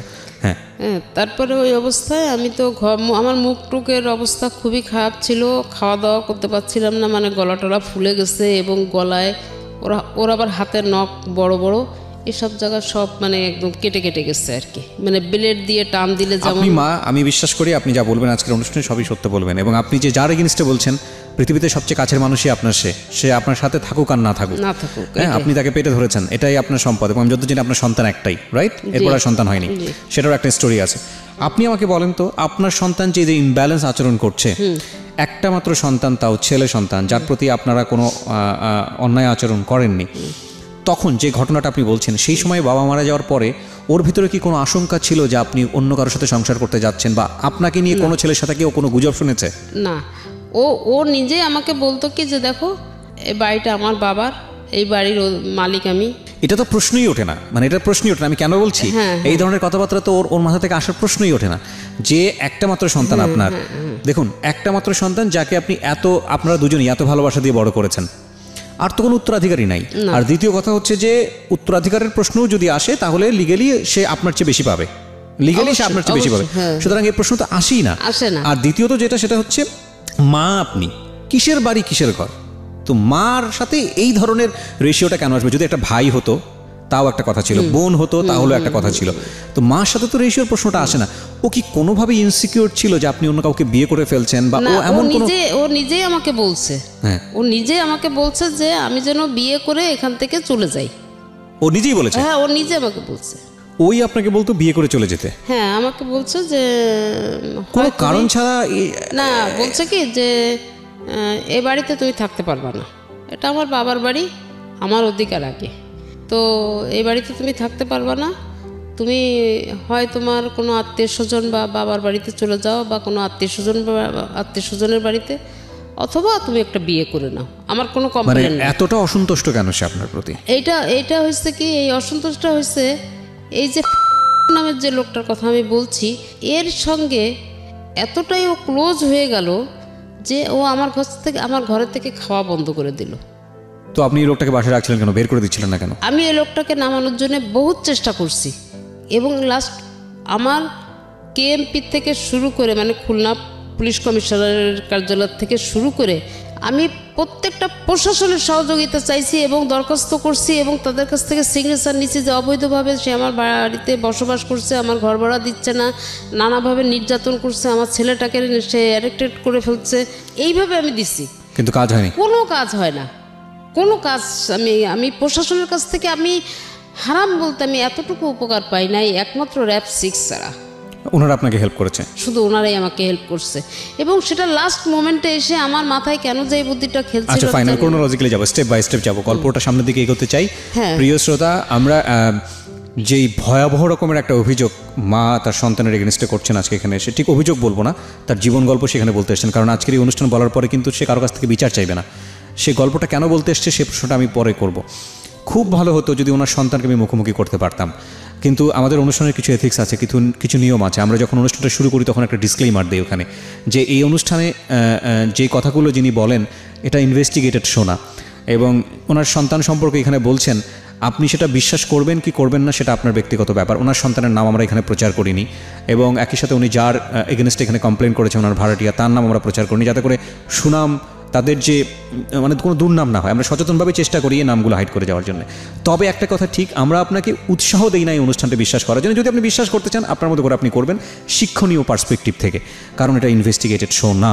অফকোর্স এটা ইনভেস্টিগেটেড শো না। একজন এসে বলে গেলেন, সেটা কতটুকু সত্য কতটুকু মিথ্যা সেটা তার উপর নির্ভর করে। এবং খুব কষ্ট হচ্ছে যে যদি এখানে এসে ভাই তার বোনকে নিয়ে এভাবে বলতো, বা বোন এসে তো যদি ভাইকে নিয়ে এভাবে বলতো, আমি তাকে বলার সুযোগ দিতাম না, আমি তাকে অনুষ্ঠানে গল্পই বলার সুযোগ দিতাম না। কিন্তু যখন মা এসে একমাত্র সন্তানের এগেনস্টে বলে, এবং তখন বলার সুযোগ দেই একটাই কারণে, যে মা হয়ে সন্তানের এগেনস্টে কীভাবে মিথ্যা কথা বলবে, কেন বলবে, তার উদ্দেশ্যটা কি? তার উদ্দেশ্য থাকতে পারে না। এবং এই ঘটনা কিন্তু একবার ঘটেনি, আরও বহুবার ঘটেছে। সামনের দিকে একটু এগোতে চাই। তবে নাথিং ইজ ইম্পসিবল।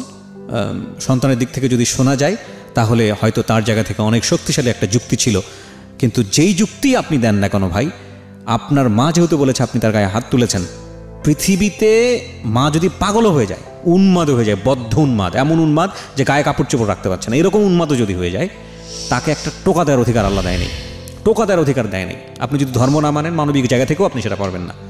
তাহলে এই পার্সপেক্টিভ থেকেই আমি আমাদের আজকের এই অনুষ্ঠানটাতে ওনাকে বলার সুযোগ দিয়েছি। জি বলুন। তারপর হ্যাঁ, ওখান থেকে করে নিয়ে আসার পরে আমাকে নিচে রাখা হলো। তো আমার একটা খালাতো ভাই, সে আবার ওই সময় পাশে থাকতো, ও আসছে, ও খবর পেয়ে আসছে। আসার পরে তখন আর কি আমার ভাই আর কি আমার ছেলেকে একটু বকাঝকা দিয়ে দিল। দিয়ে আমার যে নিজের ভাই, সে আবার ঢাকাতে থাকে, তাকে আবার ফোন করে জানানোর পরে তখন আমার ভাই ওকে, আমার ওই খালাতো ভাইটাকে বলতেছে, এক্ষুনি ওকে নিয়ে তোরা সোনাডাঙ্গা থানাতে ওই পুলিশের হাতে হ্যান্ড ওভার করে দেয়। ওরা এত বড় সাহস হলো কী করে? তো যাই হোক, এইভাবে আর কি এখন ও আমার ওই ভাইটা ওর সঙ্গে তর্ক বিতর্কে এক পর্যায়ে ও গেটে লক করে রাখছে, আর গেট খুলে না, ছেলে গেট খুলতেছে না, লক করে রাখছে। ও অনেক আমার ওই ভাইটা ধাক্কাধাক্কি করছে কিন্তু খুলেনি। ও পরে আর কেউ চলে গেল। পরে মানে দেখাশোনা করতে থাকে, আমার ভাইটা দেখতেছে। আমার মামা তো বোন একটা অ্যাডভোকেট, ও 2 দিন ও খবর পায়, কীভাবে যেন খবর পেয়ে ও আমাকে দেখতে আসে। দেখতে আসার পরে ও আমাকে দেখে বলতেছে যে আপা এই কী অবস্থা, এটা তো ঠিক না, আসলে ওর বিরুদ্ধে একটা ব্যবস্থা নেওয়া দরকার। ও তো অনেক দিন থেকে এইরকম তো তোমাকে ডিস্টার্ব করতেছে, একটা মামলা করে দাও ওর নামে, ওকে জেলে ঢুকানোর ব্যবস্থা করে দিই, কিছুদিন একটু থেকে দেখি একটু শিক্ষা হয় কিনা। তা আমার ওই বোন আছে, মামাতো বোন, তারপরে মামা, খালাতো ভাই, মানে মোটামুটি ফ্যামিলির বেশ কিছু লোকজন আছে অ্যাডভোকেট খুলনাতে। তারা মিলে সবাই একটা পরামর্শ করলো, করে ওকে একটা মামলা দিয়ে, কোর্টের মাধ্যমে একটা মামলা দিয়ে ওকে জেলে দেওয়া হলো। দেওয়ার পরে তখন আর কি করলো, তখন 12 দিনের মাথায় ওকে বললো যে 65,000 টাকা খরচ করে ওকে বের করে নিয়ে আসলো। ওকে। তো ওই সময়টায় ওই যে ছেলে মারছে, আমি অসুস্থ, ওই সময় আমি আমার আম্মার কাছে গিয়ে থাকি আর কি, পাশাপাশি তো খুব বেশি একটা দূর না। আমি আম্মার কাছে গিয়ে থাকি।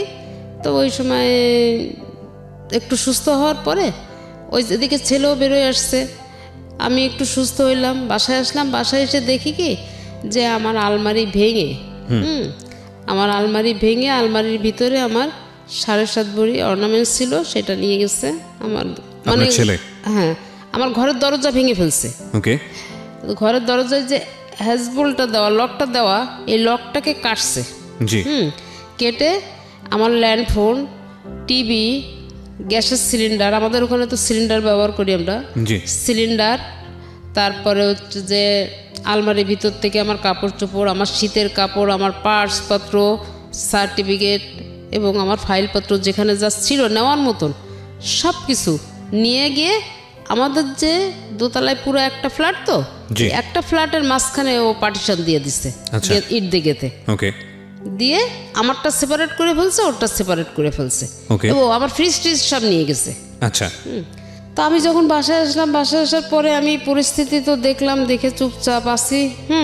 এখন আমার আম্মা তো বলতেছে যে আমি কি তোকে এইভাবে রেখে যাব যদি রাত্রে আবার কোনো দুর্ঘটনা ঘটে?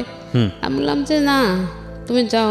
আমি বললাম আম্মা তুমি যাও, তুমি এত টেনশন করো না, আল্লাহ ভরসা, যাও, আচ্ছা যা হবার হবে। তো যাক, আম্মা অনেক টেনশন করে, অনেক সাবধান করে দিয়ে বুঝাই টুজাই বলে চলে গেল। চলে যাওয়ার পরে এরপর থেকে তো অত্যাচার আমার পরে তো বাড়তে শুরু করলো, জেল থেকে বেরোয় আসার পরে। ওকে। এখন জেলে কতদিন ছিল? জেলে ছিল 15-14 দিন। আপনি কি কেস করেছিলেন নাকি আলটিমেটলি এমনিতেই নিয়ে গেল জেলে? না, আমি ওই যে আমাকে মারছিল না, শুধু কমপ্লেইন করেছেন? ওইটার এগেইনস্টে একটা মামলা করছিলাম। মামলা করলে তো সে বের হয়ে আসলো কিভাবে, আমি ঠিক বুঝলাম না। মামলা করলে বের হয়ে আসলো কিভাবে, এটা হচ্ছে কি আমারও এটা টার্গেট, যেহেতু মা মামলা করছে সেক্ষেত্রে তো অন্য কেউ বের করে নিয়ে আসতে পারে না বা পারার কথাও না। কিন্তু এখানে কোনো এখানে, আচ্ছা ঠিক আছে, আইনগতভাবে আমি মানে এটা আপনাকে বুঝাইতে পারবো না। যাই হোক, সে আপনি মামলা দিলেন, ছেলে জেলে ছিল, কিছুদিনের মধ্যে সে আবার বের হয়ে আসলো। আচ্ছা, তারপর কি হলো? এরপরে বের হয়ে আসার পরে তো অত্যাচার আমার পরে তো আরও বেড়ে গেল মানে কি, এতদিন তো ছেলে করতেছিল, মানে আপনি ছেলেকে দিয়ে করাচ্ছিলেন, এখন ওয়াইফ, হ্যাঁ, মানে এখন পুরা ফ্যামিলিটা আর আমার ছেলে পুরো এক হয়ে গেল, আর আমি হয়ে গেলাম একটা সাইড। এদের প্রত্যেকের টর্চারিং এখন আমাকে দিনের বেলা, এমনকি রাতের বেলা আমার ছেলে ঘরে আছে, আমি এ পাশে আছি, ও পাশে আছে, 3 তলায় নেমে চলে আসছে, এসে আমার গেটে লাথি কোথা মারে মারতেছে আর বলতেছে অকথ্য ভাষা, ওদের ভাষা টাষা তো খুব খারাপ, মানে গালিগালাজ করতেছে, গেট খুলে বের হ, তোরে এখন দেখে নেবো, এ করবো সে করবো। না না ছেলে না, ওকে। কিন্তু ছেলে পাশের ঘরের থেকে সবই জানতেছে, শুনতেছে, ছেলেকে আর এখন ফেস করাচ্ছে না, এখন কিন্তু ফেস হচ্ছে। তো এইভাবে শোনেন, এইভাবে মার ধর খাইতে খাইতে আমি তো একদম অতিষ্ঠ হয়ে যাচ্ছি। তারপরে যাই হোক, আমি কোনো জায়গায় কোনো কিছু করতে পারছি না। এলাকার যারা গণ্যমান্য ব্যক্তি আছে তাদেরকে জানালাম, তারাও ওকে ডাকলো, বসলো, কারোর ডাকে কোনো পাত্তা দেয় না। এবং সে তার বক্তব্য হচ্ছে কি, আমাকে সে উল্টা আমাকে ধমকায়, আজকে অমুকের কাছে গেছিলি, তমুকের কাছে গেছিলি, আমার ক্ষমতা সম্পর্কে তুই কিছু জানিস, তোকে আমি কি করতে পারি, তোকে যে কোনো সময় কিন্তু রাস্তাঘাটে শেষ করে দেবো, এইভাবে আর কি আমাকে হুমকি ধামকি দিয়ে যাচ্ছে। এমনকি আমি গেটে লক করে আমি ভিতরে থাকি, কিন্তু বাইরের থেকে কেউ বুঝতে পারবে না যে ঘরে কোনো মানুষ আছে, হ্যাঁ, মানে কোনো শব্দ ছাড়াই আমি ভিতরে থাকতেছি। তো যাই হোক, এইভাবে আর কি আমার কাটতে কাটতে এক পর্যায়ে আমি নিরুপায় হয়ে 14 সালের একটা রমজান, এইভাবে কিন্তু আমি ওকে একটু ভালো করার জন্য না, আমি নিজের থেকে সে মানে যেচে পড়ে ওকে আমি যে একটু ভালো হওয়ার জন্যে, ওই কাছ থেকে সরে আসার জন্যে আমি ওকে বোঝানোর চেষ্টা করি। তো ওই চেষ্টা করতে গিয়ে আমাকে উল্টা মার খেতে হচ্ছে, কিন্তু সেই মার খেয়েও আমি কিন্তু ওকে পায়ে ধরতেছি, আমি ছেলের পায়ে ধরছি, আমি পায়ে ধরে বলতেছি, বাবা আমি তো দুটো পায়ে ধরি, তুই ছাড়া আমার দুনিয়ায় আর কেউ নাই, তুই আমাকে এইভাবে মারিস না, তুই আমাকে এইভাবে অত্যাচার করিস না, আমার সব কিছু কিন্তু তোর, বাবা আমি তোকে নিয়ে জীবনটা কাটাতে চাই, আমি যে কদিন বেঁচে থাকবো আমি তোকে নিয়ে বাঁচতে চাই, তুই আমাকে এইভাবে ফেলে দিস না বাবা, হ্যাঁ। আর এই যে তোর সঙ্গে যা করতেছে না, এই বাড়িটা তোর কাছ থেকে ও যে কোনো কিছুর বিনিময়ে বাড়িটা তোর কাছ থেকে লিখে নেবে, এটা তুই বুঝতে পারতেছিস না, কেন তোর মাথায় এই কাজটা করতেছে না, বাবা তুই ওখান থেকে সরে আয়, তুই সরে আয়, এসব বলতে গেলে তখন ওই আমার তো মার তো খেতেই হয়েছে। পরে একদিনকে লাস্ট গত 14 রোজার দিন আমি ওকে আবার ওই ডাকলাম, ডেকে আমি বলতেছি, বাবা রমজান মাস, তুই তো উপরে গিয়ে ইফতারি খাস, আমি তো ঘরে খাই, তা একটা দিন অন্তত উপরে কোথায় খায়? ঘরে খাওয়া দাওয়া সব ওখানে, মানে ও বাজার, ও যদি কিছু কেনাকাটা করে সেটাও ওখানে। এমনও আমি নিজের চোখে দেখছি, আমি এরকম আমার বারান্দায় বসে আছি, বারান্দার সিঁড়ি দিয়ে তো উঠতে হয়, আমার সিঁড়ির পাশেই বারান্দায় বসে আছি, দেখি 10 কেজি আম নিয়ে যাচ্ছে, 2টা প্যাকেটে 10 কেজি আম নিয়ে উপরে উঠতেছে রোজার মাসে। আমি একটা আমও সে বছর খেতে পারি নাই। তো ভাড়া কি ভাড়াটিয়ারা ওকে দিত না আপনাকে দিত? ভাড়া ওর অংশের ভাড়া ওকে দিত, আমার অংশের ভাড়া আমাকেই দিত। ওর এই যে মারামারির ঘটনাটা হওয়ার পরে আমি কমিশনারকে জানানোর পরে কমিশনার আর কি ভাগ করে দেয়, ভাগ করে তো দিছে আগে, তারপরে আমার ভাড়াটাও আবার নিবে। আচ্ছা, তো এটা নিয়ে আর কি তোর সমস্যা হয়। তো যাই হোক ওইভাবে চলতেছে। তো আমি একদিন করে বললাম যে বাবা রোজার মাস, রাত্রে ভোররাত্রে তুই কোথায় গিয়ে খাবি, কি করবি, তা আমার সঙ্গে তুই ইফতারি করিস আর না করিস, অন্তত ভোররাত্রে আমার সাথে ভাত কাটা খাস। তো এই কথা বলার পরে বললো কি যে আমার কি খাওয়ার জায়গার অভাব আছে নাকি যে তোমারটা খাইতে হবে? তাই বললাম না, এটা আমার মনেতে বলতেছে যে রোজার মাসে হয়তো বা খেয়ে থাকবি না খেয়ে থাকবি, তুই তো রোজা কখনো ছাড়িস না। তো যাই হোক আর কি অনেক বোঝানোর পরে ও আমার কথা শুনতেছে না, আমাকে ধাক্কা দিয়ে মানে ওর ঘরের বারান্দা থেকে বের করে দিচ্ছে, খুবই করতেছে। আর আমি খালি ওর পায়ে ধরে বলতেছি, বাবা তুই একটু রোজার মাসটা আমার সাথে খা, নাইলে তোর কষ্ট হয়ে যাবে, তুই না খেয়ে রোজা থাকতে পারবি না বাবা। তো এগুলো বলা টলার পরে লাস্টে এক পর্যায়ে আমি যখন ওর পাটা আর কি ধরে আসছি, ওই অবস্থায় ও আমাকে এইভাবে কোলে করে তুলে এইভাবে ধরে চেলে মারার সাথে আমার এই পাশটা লাগছে, বুঝছেন, কোমরের থেকে একদম পুরো এই সাইডটা লাগছে, ব্যথা, প্রায় ব্যথা ব্যথা করে। আমি পেন ক্লিয়ার খাই, এটা খাওয়ার পরে একটু কমে, হয়তো দেখা যায় 5-7 দিন, 1 সপ্তাহ ভালো থাকে। তো এই করতে করতে তো 4 বছর পার হয়ে গেছে, 5 বছর চলতেছে এই অবস্থায়। এখন তো আমার এই সাইড প্যারালাইজড হয়ে গেল হঠাৎ করে। এখন ট্রিটমেন্ট চলতেছে আর কি আমার পায়ের। তো যাই হোক, করে কোনো রকমে আমি কিছু করতে পারলাম না, ওরকমভাবেই চলতে থাকলে এর ভিতরে ও আবার অবশ্য একবার মোটরসাইকেল অ্যাক্সিডেন্ট করে। মোটরসাইকেল অ্যাক্সিডেন্ট করে ওর এই পুরো হাতটা, মানে এই পুরো 5টা আঙুলের জয়েন্ট খুলে যায় এবং এইখান থেকে এই পর্যন্ত 6টা টুকরা হয়ে যায়। আচ্ছা, ডান হাতের। তো তখন ওই হাসপাতালে ভর্তি হওয়ার পরে আমার মা, ভাই বোন যারা ছিল খুলনাতে সবাই গেল, আমিও গেলাম। যখনই আমি গেছি আমাকে দেখছে, তখন বলতেছে যে কেন আসছো? তা আমি বললাম যে শুনলাম তুই অ্যাক্সিডেন্ট করছিস, তাই আমি আসলাম আর কি। এখানে তোমার আসার তো কোনো প্রয়োজন নেই, আমার অনেক লোক আছে। ফাইন, আমি না মানতে পারছি না। প্রথম কথা হচ্ছে যে আপনি যেটা বলছেন, আমার কাছে যদি মানুষ হিসেবে চিন্তা করি, একটা মানুষ কি পাগল হয়ে গেছে? একতরফা খারাপ ব্যবহার করবে কিভাবে আপনার সঙ্গে? কেন, কি কারণটা কি ছিল? একবার নয় করে ফেলছে, সেটা বুঝতে পারলাম যে ঠিক আছে, সেটা ওকে কেউ মোটিভেট করেছে। কন্টিনিউয়াসলি 4-5 বছর ধরে যদি খারাপ বিহেভ সে করেই থাকে আপনার সঙ্গে, প্রথম কথা হচ্ছে মার সঙ্গে তো করা যাবে না। কিন্তু বাড়িটা বিক্রি করে দাও। বাড়ি বিক্রি করলে? বাড়িটা বিক্রি করে তুমি আমাকে টাকা পয়সাগুলো দাও, তোমার অংশের টাকাটা তুমি নিয়ে আমার অংশের টাকাটা আমাকে দিয়ে দাও। কি করবে সে টাকা দিলে? আমি ওই টাকা দিয়ে ব্যবসা করব। লেখাপড়া বাদ দিয়ে সেই সব করার চিন্তা ভাবনা করছে? এই ব্যবসা। তো বাড়ি বিক্রি করে? হ্যাঁ, বাড়ি বিক্রি করে। ওকে। তো এইটার বাধা হয়েছিলাম আমি। ওকে, যে কারণে সবকিছুতেই আপনাকে দেখতে পাচ্ছি না। এই একটাই কারণ। আমি যদি প্রথম চান্সে এটা রাজি হতাম, তাহলে হয়তো জিনিসটা আজকে এত দূর পর্যন্ত আসতো না। আচ্ছা, ঠিক আছে, বলেন তারপর। তো যাই হোক, আমি ওইভাবে হাসপাতালে তখন আমি ওকে দেখতে গেলাম। ওই যখন ওটিতে ঢুকাবে ওকে অপারেশনের জন্য, তখন আমি গেলাম ওখানে।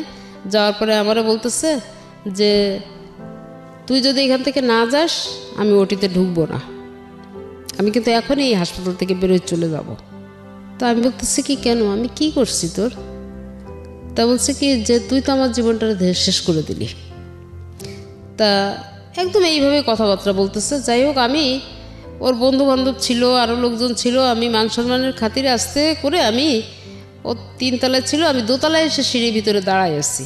যখন ওকে ওটিতে ঢুকাইলো, তখন আমি ওটির সামনে গিয়ে দাঁড়ালাম। পরে যখন ওর অপারেশন করে বের করলো, তখন তো সেন্স ছিল না, তখন আমি কাছে গেলাম, মাথাটাতে একটু হাত টাত দিলাম, দিয়ে ওখানে কাছে কিছু সময় বসলাম। বসার পরে ওর বন্ধুবান্ধব বললো কি যে আন্টি আপনি এক কাজ করেন, আপনি বাসায় চলে যান, আমরা আসি, যদি কোনো সমস্যা হয় আমরা খবর দিব। আমি জানি যে আমার ছেলে আবার কোল বালিশ ছাড়া ঘুমাতে পারে না। তা আমি বাসায় গেছি, মানে আমার বাসার থেকে ক্লিনিক পর্যন্ত আসতে 3 থেকে 4 মিনিট লাগে হেঁটে আসলে। তা আমি আবার এটা জানি, আমি তো ওটা জানি যে ও তো সেন্স ফিরলেই কোল বালিশ খুঁজবে। তা আমি ভোর যখন 5টা বাজে, আজান হয়ে গেছে, 5টা বেজে গেছে, তখন আমি একটা কোল বালিশ হাতে করে নিয়ে আস্তে আস্তে ক্লিনিকে আসলাম। এসে ওই বালিশটা রেখে গেলাম, মানে ওর বন্ধুদের হাতে দিয়ে গেলাম, আর বললাম যে ওর কী অবস্থা, একটু মাথাটাতে হাত বুলাই দিয়ে চলে গেলাম। চলে যাওয়ার পরে তারপরে ও জিজ্ঞেস করছে বালিশ কে দিয়ে গেছে, তা বলছে যে তা আন্টি এসে দিয়ে গেছে। যাই হোক, ওইভাবে আর কি ও সেখান থেকে ক্লিনিক থেকে বের হলো। কিন্তু আমি ওই যে কয়দিন ক্লিনিকে ছিল, আমি গেলে ওর রুমে আমাকে ঢুকতে দিত না। তো ওর রুমের সোজা আবার সিঁড়িটা, তা আমি ওই সিঁড়ির ওই কোনায় দাঁড়ায় ওকে একটু দেখতাম। বাসায় তো মন টিকতো না, কারণ আমার তো বাসায় আর কেউ নাই। তা আমি ওই দূরে দাঁড়ায় দাঁড়ায় আর কি, যতটুকু সময় সম্ভব হতো আমি ওই এরকম সিঁড়ির ভিতরে দাঁড়ায় ওকে দেখতাম, ও যাতে আমাকে দেখতে না পায়, এইভাবে দেখে টেকে আমি চলে যেতাম। তারপরে যাই হোক, আস্তে আস্তে যখন একটু সুস্থ হলো, রিলিজ দিল, বাসায় গেল, তখন আর কি আমি ওকে ওর ঘরে গেলাম দেখতে। তখন আমাকে বলতেছে যে তুমি কেন আসছো দেখতে? তাই আমি বললাম হাসপাতাল থেকে রিলিজ নিয়ে আসলি তো, ওখানে তো টাকায় শর্ট পড়ছিল, আমি তো ওখানে কিছু টাকা দিলাম। আর কোনো কথা বলে না, ওইভাবে আসছে। এর ভিতরে হচ্ছে কি, একটা মেয়ের সঙ্গে ওর একটু রিলেশন হয়। আচ্ছা। তো মেয়েটাকে আমাকে দেখাতেও নিয়ে আসতে চায়। তো আমিও বলি যে ঠিক আছে। এই মানে দেখাতে নিয়ে আসতে চাই মানে হচ্ছে এই এরকম ঘটনার মধ্যে যেখানে আপনাকে হাসপাতালে দেখতে দিতে চায় না? না, সেইখানে ওই মেয়েটা থাকে, মেয়েটা সেখানে ওর কাছেই থাকে কিন্তু, আর ওই মেয়েটা থাকার কারণে কিন্তু না সেটা অন্য হিসাব। আপনাকে যেখানে ওটিতে আপনাকে দেখলে ওটিতে ঢুকতে যাচ্ছে না, সেখানে মেয়ের সঙ্গে সম্পর্ক করে আপনাকে দেখাতে চাবে কেন? না, এটাই যে সুস্থ হওয়ার পরে। সুস্থ বলতে মানে ওটি সুস্থ হয়েছে বুঝলাম, কিন্তু সম্পর্কটা তো সুস্থ হয়নি। মানে আমি বলতে চাচ্ছি এই কারণে যে যেখানে আপনাকে কোনো কিছুতেই প্রাধান্য দিচ্ছে না, সেখানে কোনো একটা মেয়ের সঙ্গে সম্পর্ক হলে আপনাকে কেন দেখাতে যাচ্ছে, আমি তো বুঝতে পারছি না। না, তো ওইটা হয়েছে কি, তখন আর কি ও একটু মনে হয় কিছু হয়তো নিজের ভুল বুঝতে পারলেও পারছে, একটু স্বাভাবিক হয়ে আমার সঙ্গে একটু কথাবার্তা বলে আর কি। যাই হোক, আপনাকে দেখাতে চেয়েছে। হ্যাঁ, এখন মেয়েটা পছন্দ করছে, মানে আমি ওকে বিয়ে দেওয়ার জন্য বলতেছি যে বাবা এখন একটা বিয়ে শাদী কর, তাহলে দেখি একটু ঘর সংসারের দিকে তোর মন আসবে। হ্যাঁ, তারপর যে বিয়ে করে কি খাওয়াবো কি? আমি যখন তোকে খাওয়াইতে পারতেছি, তা আর একটা মেয়ে নিয়ে আসলে তাকেও আমি খাওয়াইতে পারবো। আমার যদি একটা মেয়ে থাকতো তা আমি তো তাকে দেখতাম, আমি তো আর অন্যের পরে ছেড়ে দিতাম না। তো এইভাবে বলা টলার পরেও একদিনকে আমাকে বলতেছে তাহলে আমি মেয়েটাকে নিয়ে আসি, তুমি দেখবো? তাহলে আমি নিয়ে আসি। এবার হ্যাঁ ঠিক আছে, নিয়ে আসো। এখন নিয়ে আসার পরে মেয়েটা দেখে আমার কিন্তু আসলে পছন্দ হয়নি। হ্যাঁ, তো এতটুকু সময় ছিল যে মেয়েটার পরিচয়টা ভালোভাবে আমার জানার মতো সুযোগ হয়নি। হ্যাঁ, 5-7 মিনিট ছিল আর কি। তো মেয়েটা চলে যাওয়ার পরে আমার ছেলে যখন বাসায় আসলো, আমি তখন ওকে বললাম যে আচ্ছা ওদের বাড়িটা কোথায়? তা বলল। তো ওরা কয় ভাই বোন, বাবা মা কি করে? তা বলতেছে যে ওর বাবা মা কি করে এটা আমি বলতে পারবো না, ওরা হচ্ছে 3 বোন আর 1 ভাই, ও হচ্ছে বোনদের মধ্যে ছোট। জি। তাই আমি বললাম কি যে তুই একটা মেয়ের সঙ্গে রিলেশন করলি, অথচ তার বাবা কি করে তুই এইটা বলতে পারিস না, এইটা আবার কেমন কথা বলতেছিস? তা আমার না জিনিসটা একটু সন্দেহ লাগলো। এটা লাগার পরে আমি এটা কি করলাম, আমি এটা কোনো একজন কারো একজন মারফতে আমি খোঁজ নিলাম যে আসলে মেয়ের বাবা কি করে। তখন আমি জানতে পারলাম যে মেয়ের বাবা একজন ট্রাক ড্রাইভার। আচ্ছা। আমি এইটার পরে না আমি একদম নিস্তব্ধ হয়ে গেলাম। পরবর্তীতে আমি ছেলেকে ডাকলাম, আবার বেশ 2-3 দিন পরে আমি ছেলেকে ডাকলাম, জিজ্ঞেস করলাম। ছেলে বলল যে আসলে তো আমি জানি না। আমি বলছি কি, আমি তো শুনলাম যে ওর বাবা নাকি ট্রাক ড্রাইভার। তা বলছে না, আমি তো এটা শিওর না। তখন আমি বললাম যে যদি তুমি শিওর হও আর নাই হও, যদি এরকম কিছু হয় তাহলে কিন্তু আমি বাবা এইটা মেনে নিতে পারবো না, কারণ আমার ফ্যামিলির কাছে আমি পরিচয় দিতে পারবো না যে তুমি কি করছো। তো এইভাবে আর কি মেয়েটার সঙ্গে ওই মেয়েটা এই কথাগুলো আমার ছেলে কিন্তু আমার মেয়েকে যে বলছে, বলার পরে মেয়ে আমার পরে আবার একটু ক্ষিপ্ত হয়ে আসছে। তো একদিন এটা নিয়ে এই মেয়েটা আমার সঙ্গে আর কোনো যোগাযোগ করে না। হ্যাঁ, আগে একটু ফোনে কথা বলতো, ফোনে আমিও কথা বলতাম, ও কথা বলতো। একদিন আমি ফোন করলে ও উল্টা আমাকে খুব ঝাড়ি দিচ্ছে মেয়ে। তখন আমি আবার মানে একটু আনইজি ফিল করতেছি যে কী ব্যাপার, কী হইলো। তা যাই হোক, আমি আর তারপর থেকে মেয়ের সঙ্গে কোনো যোগাযোগ করি না। আর এদিকে হচ্ছে ছেলে, এর কাছে বাড়ি বিক্রি হবে, ওর কাছে বাড়ি বিক্রি হবে, সে তার কিন্তু ওই বাড়িটাই এখন সব কিছু হয়ে গেছে। আচ্ছা, এটা বিক্রি না করা পর্যন্ত সে আর ঠান্ডা হচ্ছে না। তো আমি গত বছরের একটা সময় আমার অফিসে, মানে আমার হাজব্যান্ড যে অফিসে চাকরি করতেন, আমি খুলনা অফিসে, আমার অনেক পরিচিত লোকজন আছে, তো তা আমি তাদের কাছে গিয়ে বললাম, ভাই আপনারা আমাকে একটা উপকার করেন, বাড়িটা তো হাউস বিল্ডিংয়ে অল্প কিছু টাকা বকে আছে, আর ছেলেও তো বাড়ি বিক্রি করতে চাচ্ছে, তা আমি আপনাদের লোনটাও আমি শোধ করে দেব, আর ওকে বলেন বাড়িটা ও যে দাম চাচ্ছে আমি ওই দামটাই ওকে দিব, বাড়িটা আমাকে দিয়ে দিক। আচ্ছা, আমার স্বামীর বাড়ি, আমি এটা অন্য কারো হাতে দিতে চাচ্ছি না। তো বললো কি, এলে তাহলে তো ভালো প্রস্তাব এটা, তো ঠিক আছে ওকে বলি। এখন ছেলেকে যতবারই বলা হচ্ছে, ছেলের কথা হলো আমি দিব, আমি তাকে বাড়ি দিব না। তো এইভাবে তখন ওই অফিস থেকে বলতেছে যে বিষয় হচ্ছে এটাই যে তোমার মাস সই ছাড়া কিন্তু তুমি কিছুই করতে পারবা না, তুমি যা কিছু করতে চাও না কেন তোমার মাস সইয়ের বাইরে তুমি যাইতে পারতেছো না, আর হাউস বিল্ডিং থেকে তুমি দলিলও বের করতে পারবা না। আপনাদের দুজনেরই সই লাগবে, ইনফ্যাক্ট হ্যাঁ, একজনের দ্বারা হবে না। হ্যাঁ, তো এইভাবে ওকে অনেক বোঝানোর চেষ্টা করছে, কিন্তু ও আসলে কোনো কিছুতেই বুঝতে চায় না, ও সব কিছু গাছ জোরেই করতে চায়। যেমন আমার পেনশনের টাকাগুলো নিয়েও সে অনেক ঢাকা অফিস পর্যন্ত আসছে, এখানে টাকা পয়সা দিয়ে পেনশনটা ওর নামে করার চেষ্টা করছে, অনেক ঝামেলা ঝঞ্ঝাট, ছোটোখাটো বড় অনেক ঝামেলা ঝঞ্ঝাট করছে। তো যাই হোক এগুলার আমি ছোটোখাটোগুলা ধরি নাই। কিন্তু যখন আর কি গত বছর ফেব্রুয়ারি মাসে ওই মেয়েকে নিয়ে, মেয়েটা ওর বাসায় বেলা 3টার সময় যখন আসছে, হ্যাঁ, আমি তখন একটা হোটেলে বসে ভাত খাচ্ছি, তখন দেখি ওই মেয়েটা আমাদের এলাকায় ঢুকতেছে।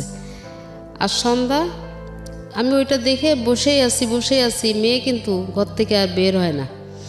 তখন আমি চিন্তা করলাম যে আমি তো প্রশাসনের কোনো সহযোগিতা আমি পাবো না, এখানে আমার যে লাভ নাই, আমি এখন কি করতে পারি। তা আমি চিন্তা করতে ওই যে বসে চিন্তা করতে আমি একসময় দেখি যে ছেলে গেট খুলে বেরোলো। কিছুক্ষণ পরে মেয়েটা বেরোলো, তখন বাজে সন্ধ্যা 7টা। ওই সময়টাতে আমি ছেলেকে আমি ধরলাম সিঁড়ির ভিতরে, ধরে আমি তখন ওকে বলতেছি, একটা চড় দিলাম, চড় দিয়ে আমি বলতেছি কি যে এই শেয়ানা মেয়েটাকে তুমি বেলা 3টার সময় ঘরে ঢুকাইছো আর এখন বের করছো, এইটা তোমার বাবার বাড়ি, তোমার বাবার এখানে যথেষ্ট সম্মানীয় একজন ব্যক্তি ছিল, তোমার বাবার সম্মানটা কি তোমার কাছে কোনো মূল্য নেই নাকি? তুমি যেটা করতেছো এটা কি ভালো কাজ করছো না করতেছো, কোনটা? এই কথা বলার সাথে সাথে ও পা হাত দিয়ে একটা ঘুষি মারলো আমার এখানে, মেয়েটার সামনে। হ্যাঁ, একটা ঘুষি মারলো এখানে, আমার চশমার কোনাটা এখানে ঢুকে গেল। তো ঢুকে যাওয়ার পরে এরপরে ওই মেয়েটা করলো কি, 3তলায় গিয়ে বউরে ডেকে নিয়ে আসছে, কাজের মেয়েকে ডেকে নিয়ে আসছে। এরা আসার পরে এই মেয়ে আমার হাত চেপে ধরছে, মানে যে এখন ছেলের বউ, সে আমার 2টা হাত একসাথে করে চেপে ধরে বলতেছে কি যে আমার স্বামীর গায়ে হাত দিছিস, আর তোর তো সাহস কম না। তখন কিন্তু বিয়ে হয়নি ওদের। আর এই বলে আমাকে ধাক্কা মেরে আমার ড্রয়িং রুমে ঢুকালো। আচ্ছা, ড্রয়িং রুমে ঢুকানোর পরে আমাকে ফ্লোরে ফেলাই দিয়ে বউ আর ওই আমার ছেলের বউ দুইজনে মিলে আমাকে একভাবে পাড়াচ্ছে, মানে লাথি মারতেছে, পাড়াচ্ছে। তো ওই যে কাজের মেয়ে সে বলতেছে কি, আল্লাহ এই মহিলা মরে যাবে, মরে গেলে তোমরা কিন্তু জেল কেটে মরবা। তো এইভাবে আর কি ওই কাজের মেয়েটা আর কি যাই হোক আমাকে সেভ করে ওখান থেকে।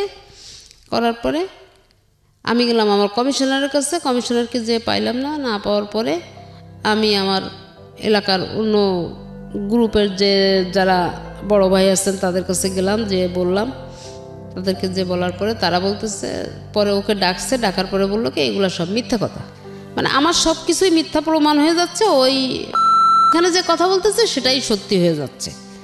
তো এক পর্যায়ে তখন আমি দেখলাম যে আমার তো আর কোনো পরিস্থিতি, তো আমি আসলে কোথাও গিয়ে তো ঠাঁই পাচ্ছি না, কি করি। তো বাসায় এসে রাত্রে এরকম কান্নাকাটি করতেছে একা একা ঘরের ভিতরে। হঠাৎ করে কি মনে হইলো, সকালবেলায় আমি উঠে আমি র‍্যাব 6-এ চলে গেলাম। গিয়ে ওখানে যে আমি ওনাদেরকে সব জানালাম যে এই পরিস্থিতি, কালকে আমাকে এই করছে, এর আগে তো করে আসছে আর কালকে আমাকে এই করছে।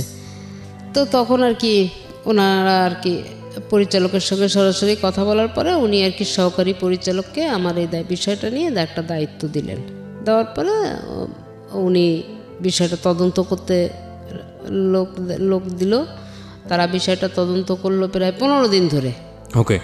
তদন্ত করার পরে যখন ঘটনাটা সত্য বলে প্রমাণিত হলো, তখন একদিনকে এসে আমি ঘরে আছি, সে অবস্থায় আমি বারান্দায় দাঁড়ানো আছি, আমার সামনে দিয়ে ছেলেটাকে ধরে নিয়ে চলে গেল র্যাবে। ওকে, ধরে নিয়ে গেল। তো কিন্তু ছেলেটা ওই মুহূর্তে কিন্তু ও যদি আমাকে একটা বারের জন্য আমাকে বলতো যে মা তুমি আমাকে বাঁচাও, তাহলে কিন্তু আমার আর কোনো কথা বলার ছিল না ওইখানে। কিন্তু তা সে বলেনি, তার অহংকারের জায়গাটা সে ঠিক রাখছে। তো যাই হোক ছেলেকে নিয়ে চলে গেল। ওই দিনকে নিয়ে যাওয়ার পরে ওকে র্যাবের যা ব্যবস্থা নেওয়ার সেটা নিল। দ্বিতীয় দিন যখন ওকে আবার ওই নাকি নিয়ে রিমান্ডে নেওয়ার টাইম ছিল 5টায়, তো র্যাবের অফিস থেকে আমাকে ফোন করে আমাকে বলল যে এরকম ছেলে বলতেছে যে এরকম সে আপনার সঙ্গে মিউচুয়াল করতে চায়, সে আপনার সঙ্গেই থাকতে চায়, যা করছে ভুল করছে, সে সব কিছু তার ভুল বুঝতে পেরে সে এখন আপনাদের সঙ্গে মিলেমিশেই থাকবে। পরের দিন এরকম 5টা থেকে ওকে রিমান্ডে নেওয়ার কথা। 5টা থেকে ওকে রিমান্ডে নেওয়ার কথা। আমাকে 4:30টায় ফোন দেওয়া হলো। ফোন দিয়ে বললো যে আপনি আসেন, দেখি ছেলে আপনাকে চাচ্ছে, আপনি চলে আসেন, একটা আলাপ আলোচনা করে দেখি সমাধান করে দেওয়া যায় কিনা। জি। আমি আর কি গেলাম। যাওয়ার পরে ওখানে কথাবার্তা, আমি যাওয়ার পরে ওনার সঙ্গে আমার অনেক সময় কথাবার্তা হলো ওনার রুমে বসে। এরপরে ছেলেকে নিয়ে আসতে বললো, তো ছেলেকে নিয়ে আসলো। ছেলেকে নিয়ে আসার পরে তো আমি তখন আর কি ওই ছেলেও বারান্দায় দাঁড়ানো আছে, আমিও বারান্দায় দাঁড়ানো আছি। তা আমিও ছেলের দিকে তাকাচ্ছি না, কারণ আমি দেখছি যে ও খোঁড়াতে খোঁড়াতে আসতেছে, বুঝছেন। আচ্ছা, মানে অ্যাকশন হয়েছে কিছুটা।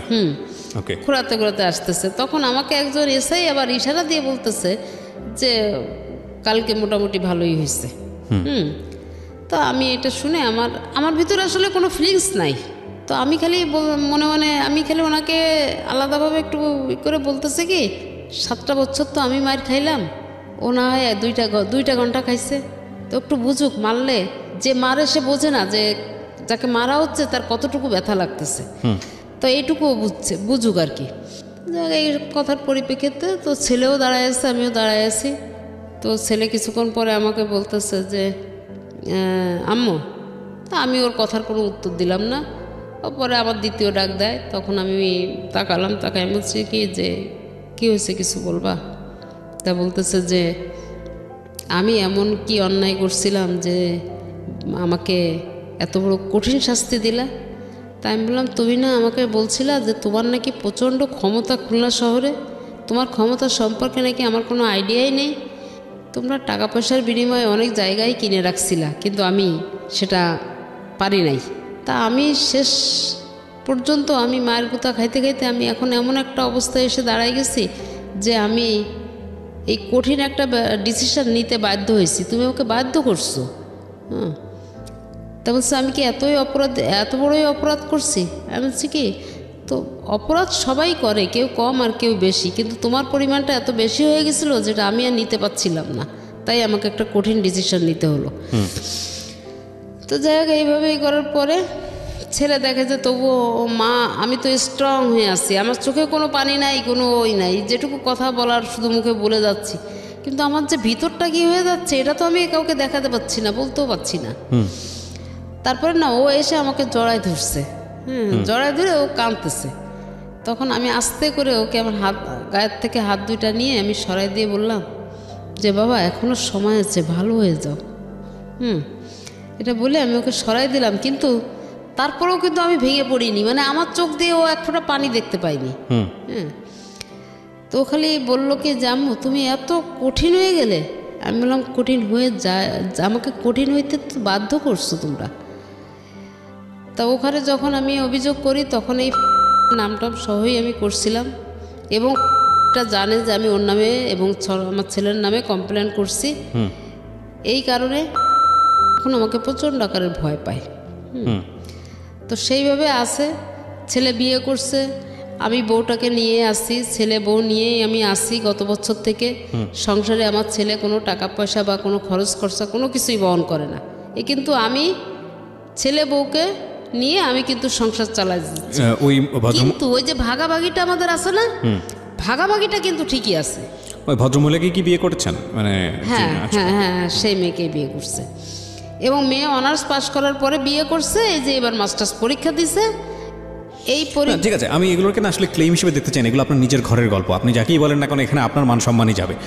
আমি বরং সিচুয়েশনটাকে দেখতে চাচ্ছি এইভাবে যে কতটা ভয়াবহ তার মধ্য দিয়ে যেতে হয়েছে। আপনার ছেলেকে যদি আজকে আমি এখানে বলার সুযোগ পেত, সে নিশ্চয়ই আপনার বিরুদ্ধে তার 1000টা অভিযোগ থাকতো। আমি এই কথাটা বারবারই বলছি, 1000টা অভিযোগ থাকতো, কিন্তু আমি কোনোভাবেই মানতে পারছি না যে গায়ে হাত তোলার ব্যাপারটা।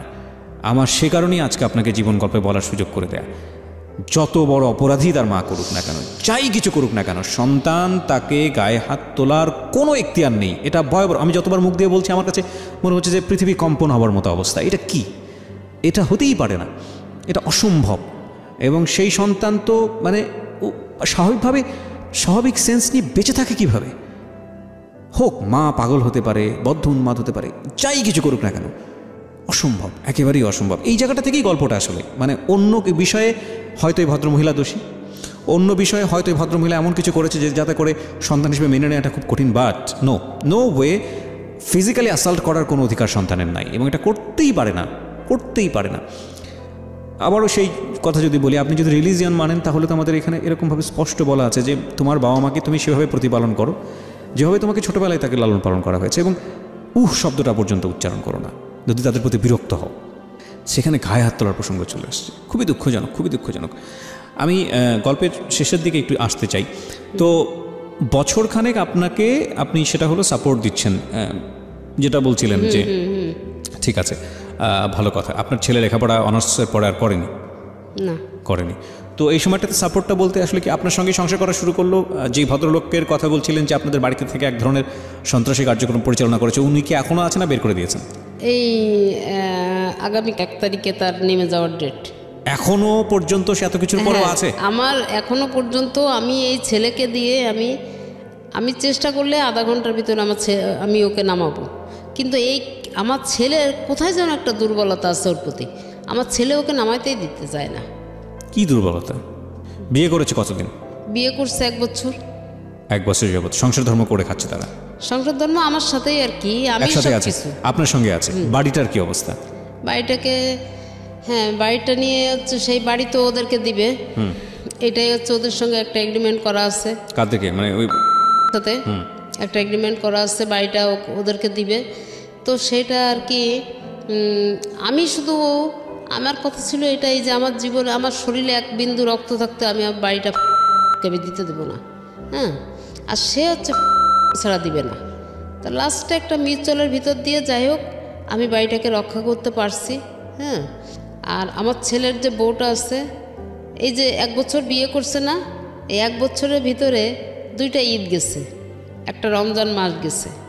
1 বছরের ভিতরে এই পর্যন্ত আমার ছেলে বা বউ একটা দিনের জন্য, একটা বেলার জন্যে আমার সাথে বসে ভাত খায়নি।